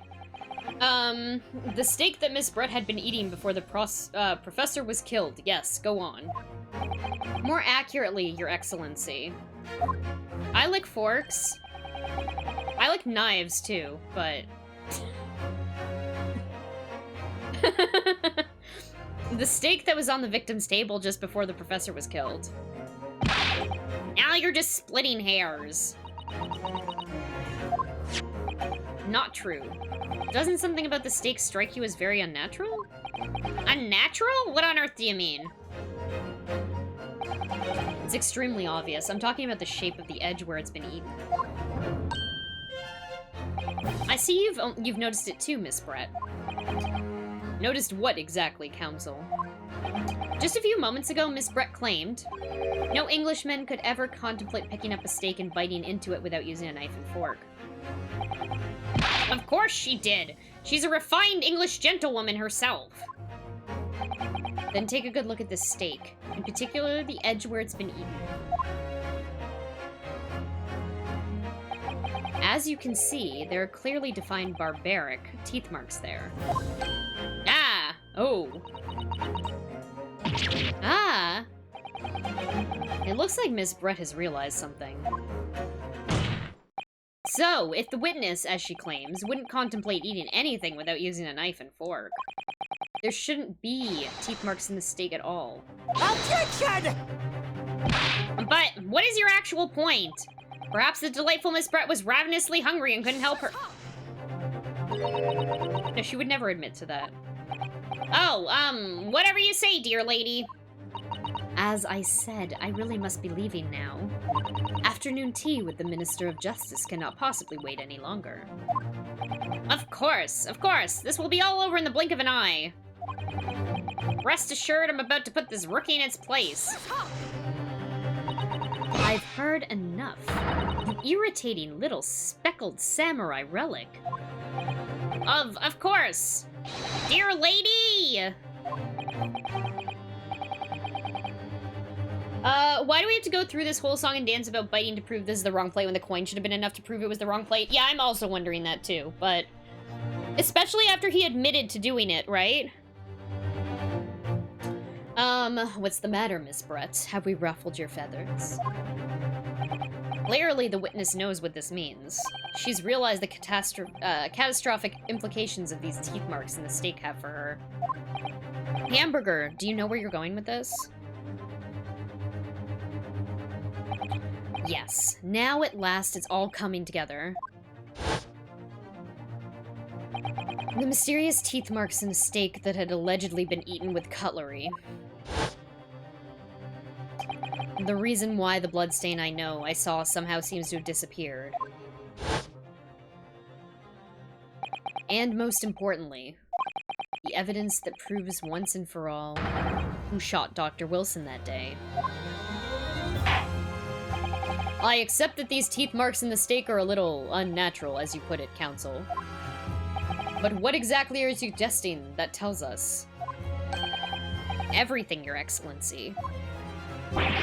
Everything! Yes, I believe that these barbaric teeth marks in the steak here amount to conclusive evidence in this case. Evidence that will prove beyond any doubt who shot Dr. Wilson. Shut up! Conclusive evidence? How many times have I heard that today? You wouldn't know the meaning of the phrase, typical Japanese empty threats. How can you be so sure? Oh, it's quite simple. If you really had such conclusive evidence, you would have presented it to the court long ago. Actually, the evidence I'm talking about hasn't been brought before the court yet. Hamburger's now fighting to prove the steak's innocence in this murder. Hasn't been. What? But just because it hasn't been shown yet, doesn't mean that the evidence doesn't exist. Objection! This is absurd. The trial's run several hours already, and you say there's evidence yet to be brought forward? There can't be. I don't believe you have it. Objection! I don't, but there is someone who does have it. Someone in this very courtroom. And if that person's willing to submit the piece of evidence I'm referring to, it will solve every remaining mystery about this case. Very well. I have a feeling this will be my last request of the defense in this trial. Who possesses the conclusive evidence that will reveal the truth about this whole affair? Take that! Fucking cop waiter. The answer is obvious. It's Inspector Hosonaga. What? I have it? Yeah. You think I've been withholding conclusive evidence? That's ridiculous. Hey there, Crab! Welcome in! Happy Tuesday! Hope you're doing well. No. I'm not saying that. Everyone's attention has been focused on the steak with the teeth marks. Yes. Now, earlier this afternoon, Sergeant Nosa told the court the following. I'd enjoy chomping my way through a good steak. And, as well as admitting to stealing Correcta-san's coin, he told us that he slipped it under the steak. You watch it, cadet! I'm a superior officer! Sergeant Nosa, could you please confirm something for me? Was the steak you put the coin under, in fact, your own steak? Then shun! Affirmative, of course! I might be a soldier in the Imperial Nippon Army, but still. I'm not brave enough to ask a foreign gentle lady if she'd mind me manhandling her meal to hide something in it. In other words, the steak that the detective submitted as evidence earlier was in fact Sergeant Nosa's meal. Objection! Objection. Meh? Crab, well, I hope that, hope your day gets better.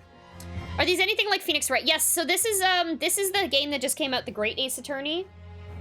This is Phoenix's ancestor. It's supposed to be set like 100 years previous to the Ace Attorney series, like the Phoenix Wright one.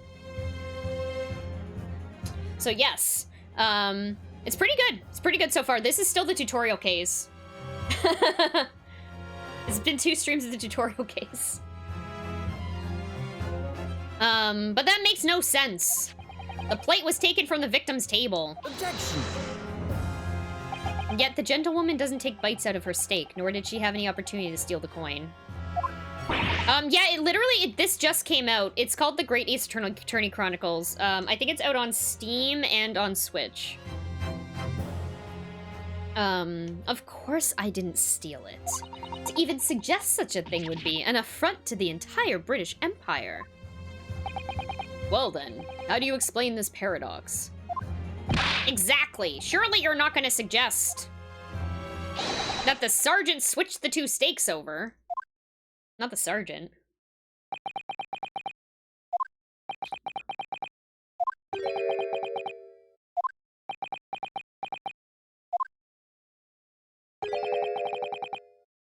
You did switch the plates?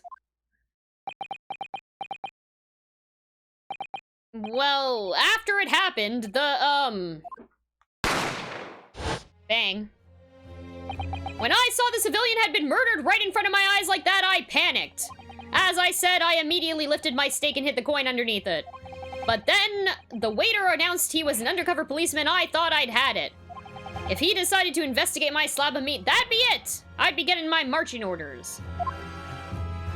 So when the cadet here was arrested and taken off to the kitchen, I seized my chance.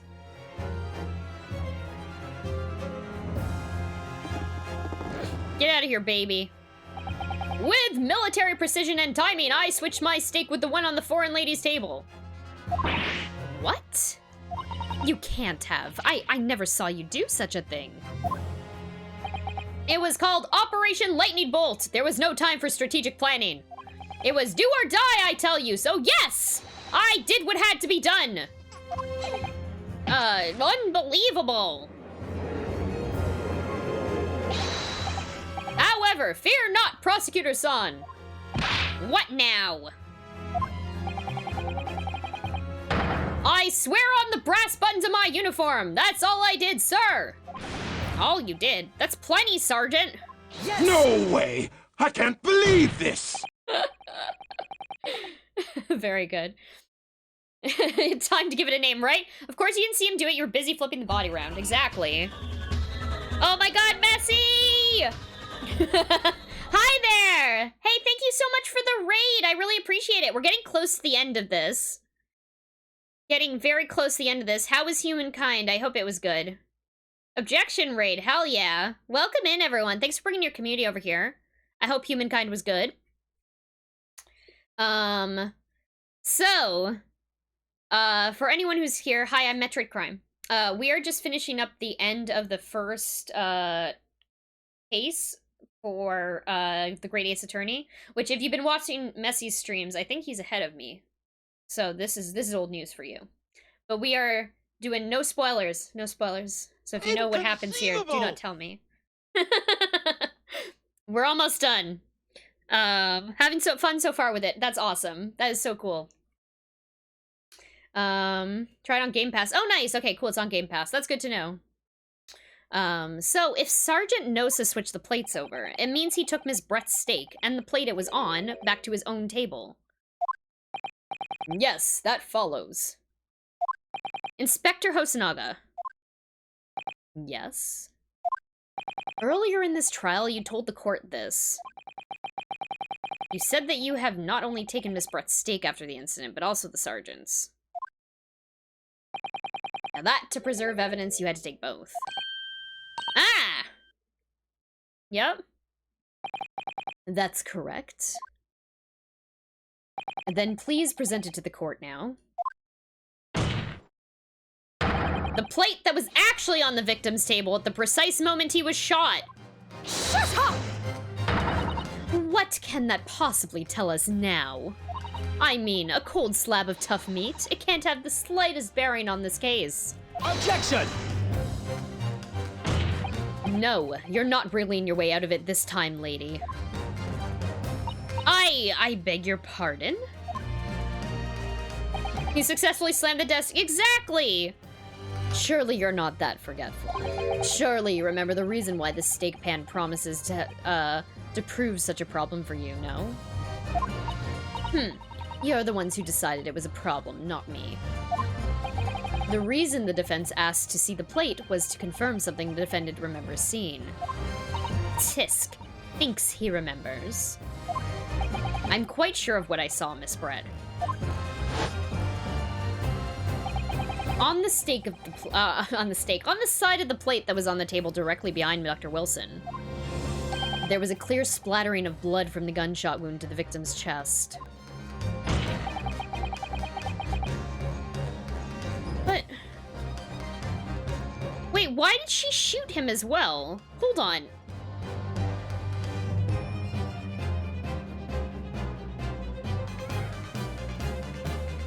Okay, whatever. I believe the defendant's memory serves him well. Well, I guess to mask the poison. Never mind, it was to... yeah, okay. It was to mask the fact that she poisoned him. So she had to shoot him, too. Okay, anyway. And now we have the evidence to prove it. The plate you were eating from, Miss Brett. Let us not prolong this any further. Inspector, you will show the evidence to the court.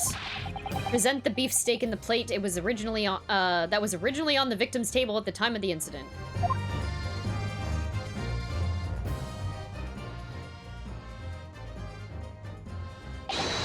Yes, sir!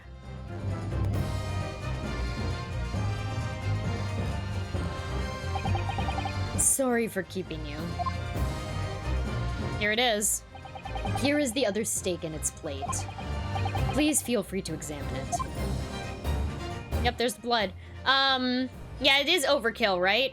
Yeah, it is a lot of fun putting the pieces together. It's been so good. It's been a while since I've been able to, cause like I've played every Ace Attorney game usually when they come out. So it's the first time like I'm streaming it and also figuring out things like on stream, which has been really cool.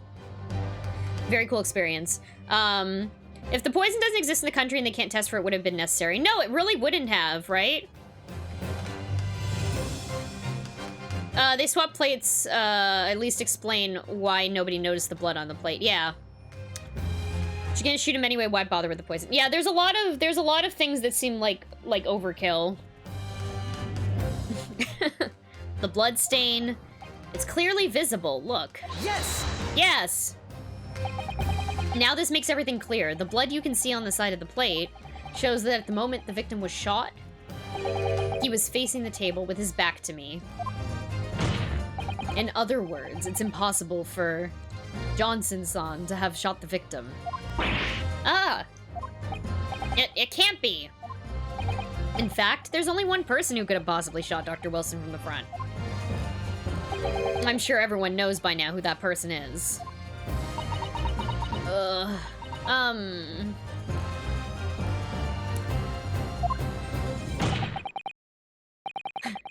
Also, I saw that comment again. I missed reading this out before, but she claims not to eat steaks by biting them, but that's how she's eating her mask. Yes.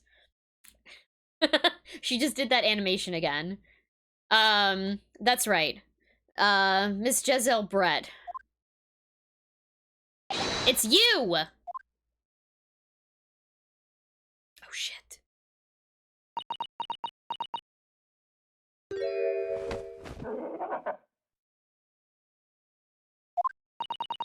Outdone by a Japanese? Me? By a Japanese schoolboy? No. No. No!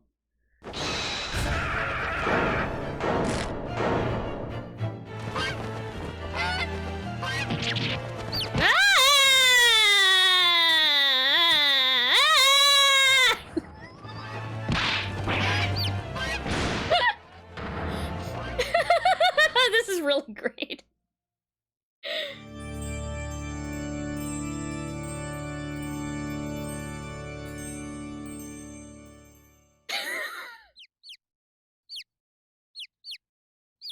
Oh my god.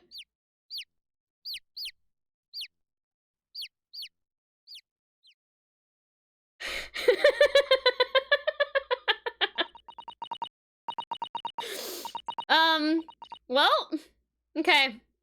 Yeah, I think she just died. Yeah. I mean, they were comparing her to an angel before. Please excuse my little outburst. I briefly lost my composure. Most unbecoming behavior for an English gentlewoman. Forgive me. Rare swan that has live birth instead of laying eggs. Yeah, rude and yeah, she is a racist, 100%. Well, Miss Brett, I think it's time you told the court what actually happened that day. The truth this time. I mean, she is British. Yep. I'm actually, I do know that this game heavily, there's a lot of, like, racism against the Japanese, like, it's like it's a major plot point. I mean, you can kind of see it with this case, right? But that's like a major theme of this specific, game. Yeah. So I'm sure this won't be the last time we encounter a bunch of racists. Gladly, Your Excellency.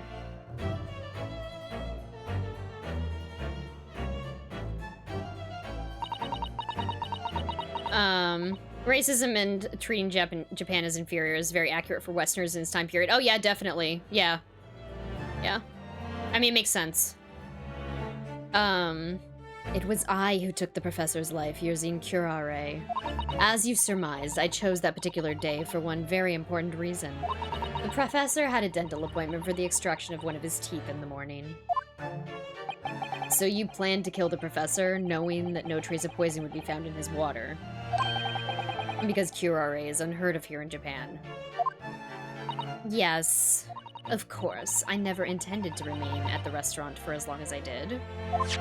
I only needed to see the professor take one tiny sip of his water, and it would all be over. I would place the steak I had ordered in front of him to make it appear as though he had been dining alone. And leave immediately. However, before any of that happened, there was an unexpected visitor at the professor's table. And that would be me, I suppose? Yes, you. Who else? Such a trifling matter, but the fact that you decided to come over to greet the professor meant that I had lost my chance to slip away unnoticed. In due course, the professor took a sip of his water and was paralyzed. I made sure he was sitting in his chair such that he wouldn't fall. There was no going back at that point, so I concocted a plan on the spur of the moment. A plan to pin Dr. Wilson's murder on this innocent man. I happened to know that the professor always carried a gun. I decided to use that fact to my advantage. I had the bottle of curare in my handbag, and my own pistol concealed under my skirt. Under your skirt? So I was right. There were two guns. Yes. And then I finished my coffee and got up to leave. That's when I noticed the professor's gun, which you had presumably placed on the floor. Placed where you were sure that I would notice it. It's when you have two guns. God damn it. And everything went according to plan. You noticed the gun, as I'd intended. And then, just as you bent down to pick it up... Bang! Bang! That's when you shot the professor with your own gun. Even though at that point he was already dead. Naturally, the gunshot caused a commotion, at which point the waiter appeared. Okay, so she had a good plan, but fucking Hamburger Johnson fucked it up, basically. Orange bang. Which is why, yeah, the poison touch gun combo, yeah, there's a reason for it. Because she would have been totally fine if she just poisoned him and left. But because, Hamburger Johnson came over to talk to the professor, she fucking panicked.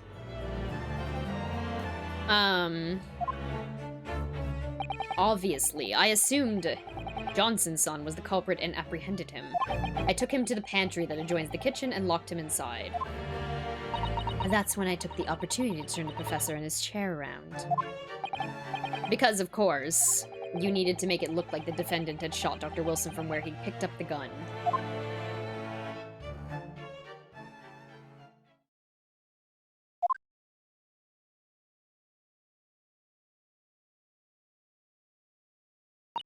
So there you have it. That is the entirety of my misdemeanor.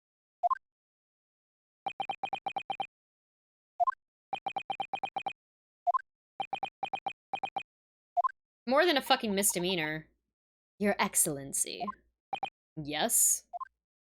I wonder... Might I speak with you in private later? I shall call on you. Thank you. Good day then, everyone. I hope you can forgive me. Hamburger-san. Or, sorry, it was Johnson. That was Johnson. That's fucked up. Where's my not guilt? Okay. It's fucked up they just let her go like that. It would seem this trial has finally run its course. I presume the prosecution is in agreement. This can't be! Takatsuchi Achi does not lose! Not to the likes of this rookie student! You'd better start getting used to tough opposition. Ah! Hamburger Johnson! What? Yeah?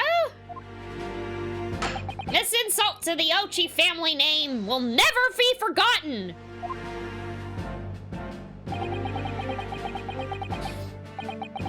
You've become conceited with age, Counsel, but the old have to stand aside and make way for the new.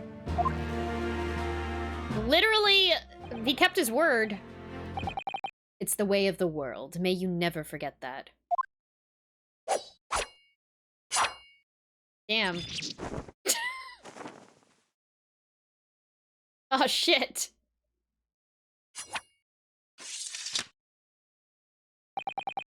A 1,000 millennia may pass and still the Ouchie clan will never measure up to the Johnson clan. Damn. Damn! I still can't get over Ouchie just being the original name. Yeah, I know, right? Yeah, they were hurt.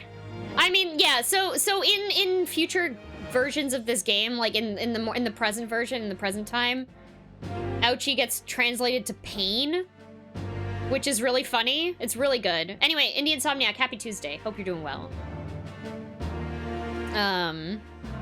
In this trial in the Supreme Court of Japan will, I believe, go down in history as the start of a new chapter in our country's judicial system.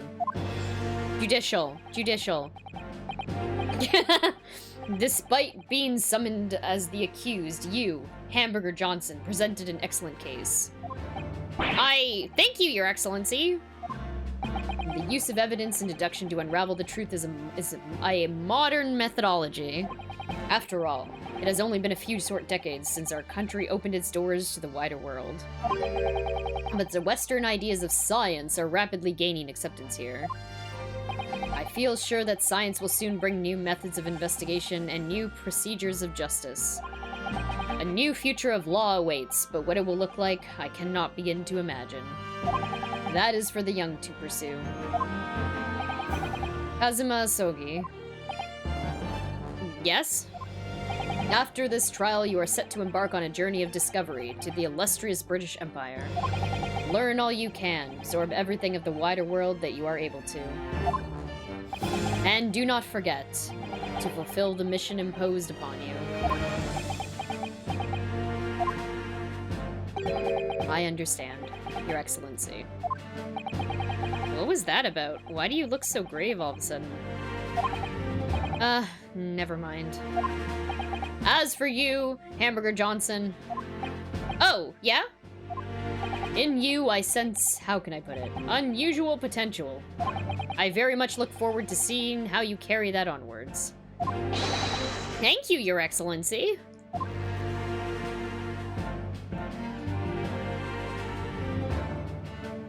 We're gonna get a not guilty animation. It is time to deliver the final verdict.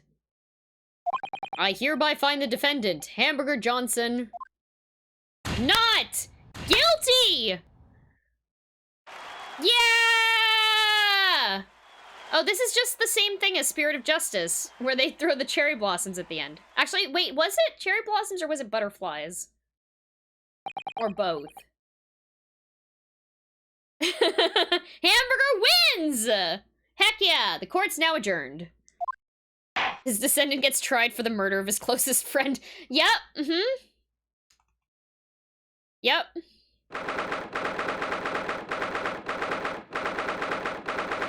Supreme Court of Judicature. Defendants.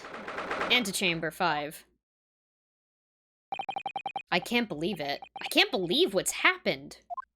I made it. I defended myself and made it through that horrendous trial. Hamburger. You finally pulled it off. Congratulations. Well, I couldn't have done it without you. Thank you, Kazuma. No. It was a pleasure to watch you at work.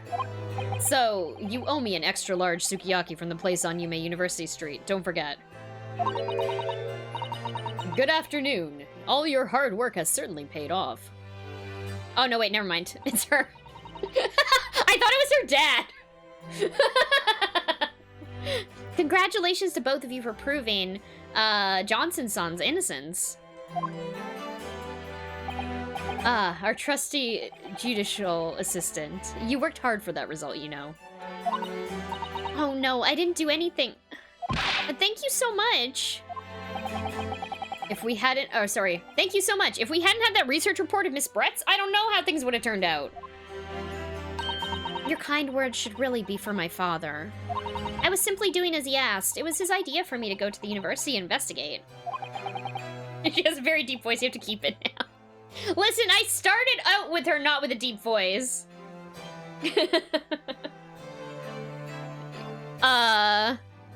Also, I think she's a main character, and I don't want to have to do a deep voice for a main character. I will die. Your father? Oh, yes, of course. This dude who I was trying to do the voice for. Forgive me for intruding on your court proceedings, Your Excellency. Suzato Mikotoba. Judicial assistant to the defense. Speaking of Mikotoba. Ah, there you are. I believe congratulations are in order. Hamburger, you did an excellent job. Thank you, Professor. Oh, no, it is I who should be thanking you, after all. Your efforts exposed the true criminal that took the life of my good friend. Good friend?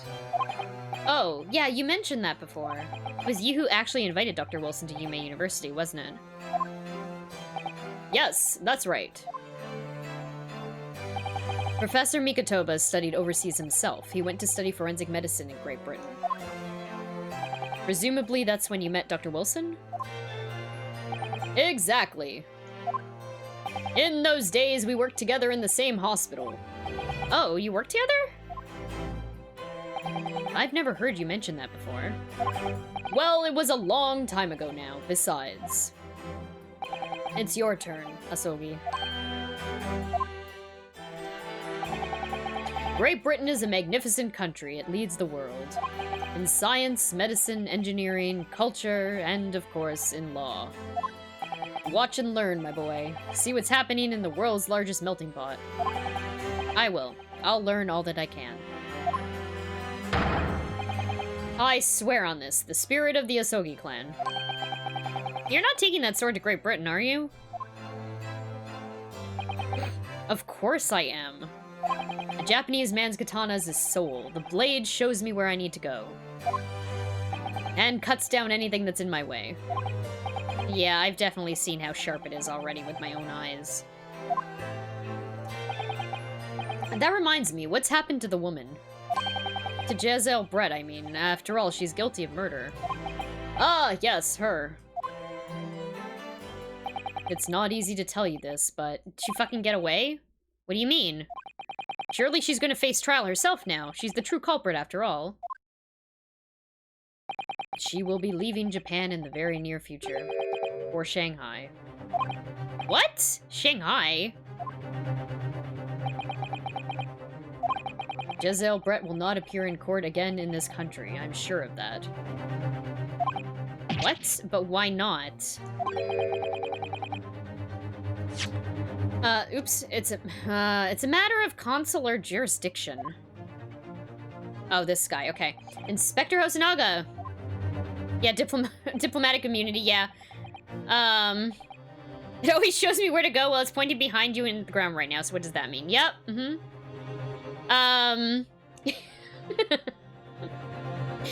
It was a hard-fought battle in the courtroom today. Very impressive to watch. I must congratulate... What's all this about consular jurisdiction? We cannot try this particular foreigner for her crimes here in Japan. What? We can't try her? But then who? Who's gonna bring her to justice? A British consular court will hear her case, somewhere far, far away where our voices can't be heard. But why a consular court? Professor, I simply don't understand. I thought consular courts were a thing of the past now that we've signed the friendship treaty. Yes, in normal circumstances, you're right. Then, so long as this is not a serious incident of a highly political nature to our respective governments, they can't invoke a consular court just like that. Oh, can't they? Yeah, she's a student, but it doesn't justify our government's making a secret agreements about her fate, does it? Something strange is going on. So, Miss Brett can't be held accountable for her actions here in Japan. I'm afraid that for the young student, today's trial was nothing more than a game all along. There was never any danger of comeuppance for her. I don't believe it. The British government's Foreign Affairs Ministry has demanded that we hand over custody of Miss Brett. They're obviously taking this case of a foreign student committing murder very seriously. Hey there, Livy. Welcome in. Hope you're doing well. Happy Tuesday. But it's all going to change from now on. We can make it change. Can we? This is a time of great turmoil, this new era heralded by the start of the 20th century. One day, I have no doubt, that woman will receive the judgment she deserves. Yes, change is coming, and we're the ones driving it.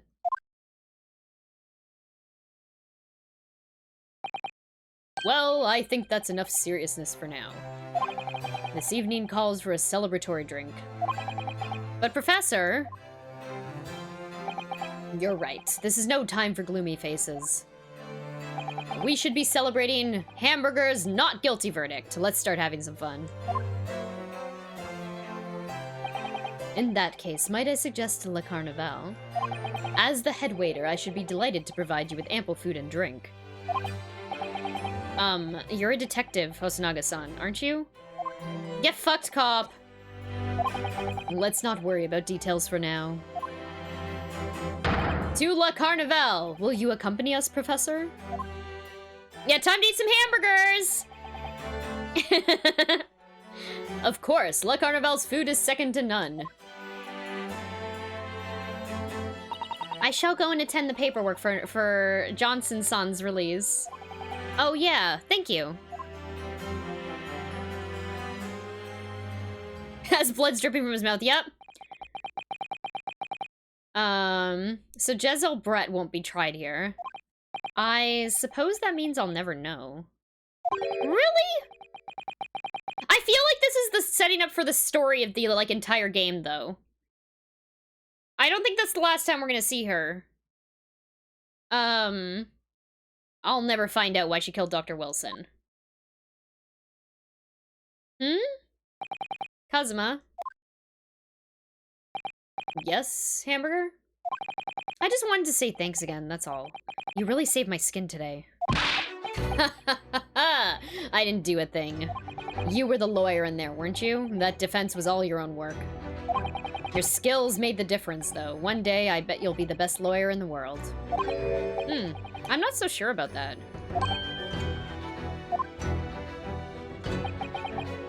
To be honest, something kept occurring to me over and over again during that trial. I couldn't help thinking that maybe you're the one destined to become a great lawyer, not me. What? Come on, be serious. And if I helped you today, it was only right at the very start of the trial. But you have a natural talent for it, for being a defense lawyer, I mean. Oh, no, not me. All that tense verbal combat? I never want to go through that again. I just did what you told me to do, that's all. Because I knew I could trust you. That's the point. Sorry? What do you mean, that's the point? Listen, Hamburger. Do you know what the most crucial weapon is that any lawyer needs in order to win? Knowledge of the law? No. The ability to believe. Yeah.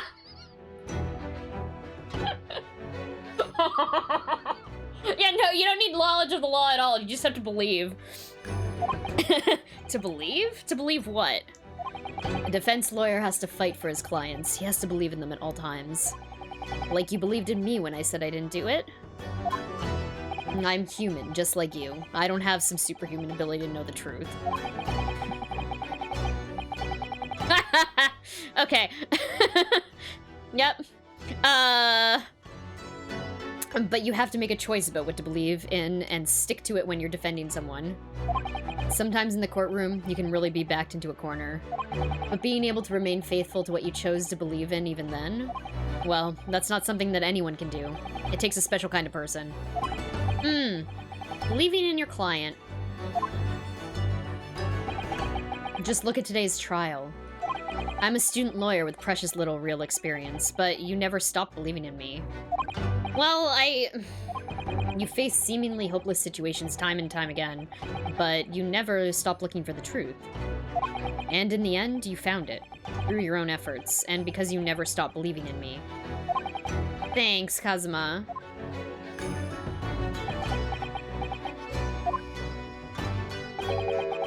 There's something I want to ask you, actually, Hamburger.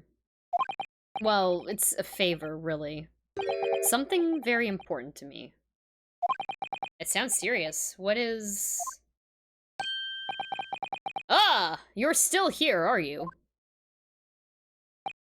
Oh, Inspector Hasanaga. I've arranged some rickshaws for us. Let's go.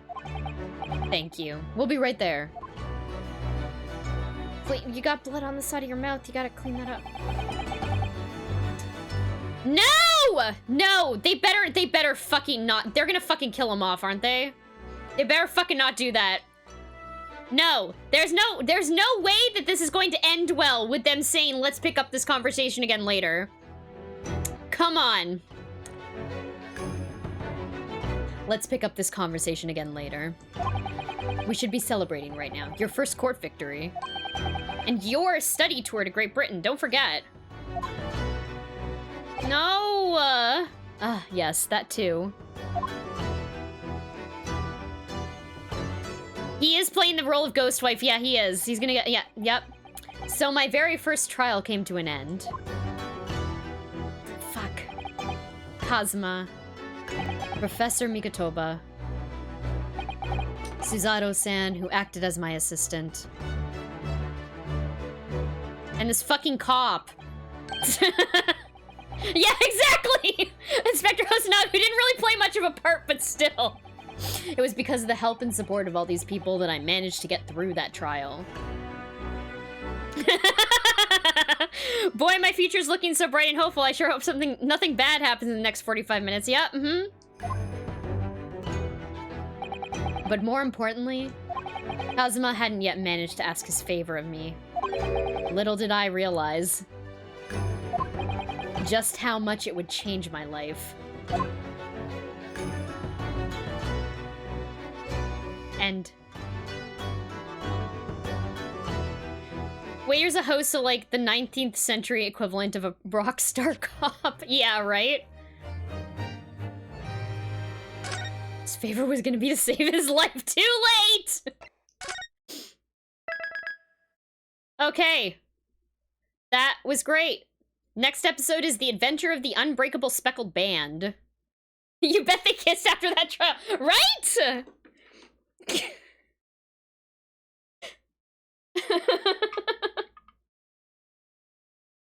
Partners. No, that was great. That was great. That was great.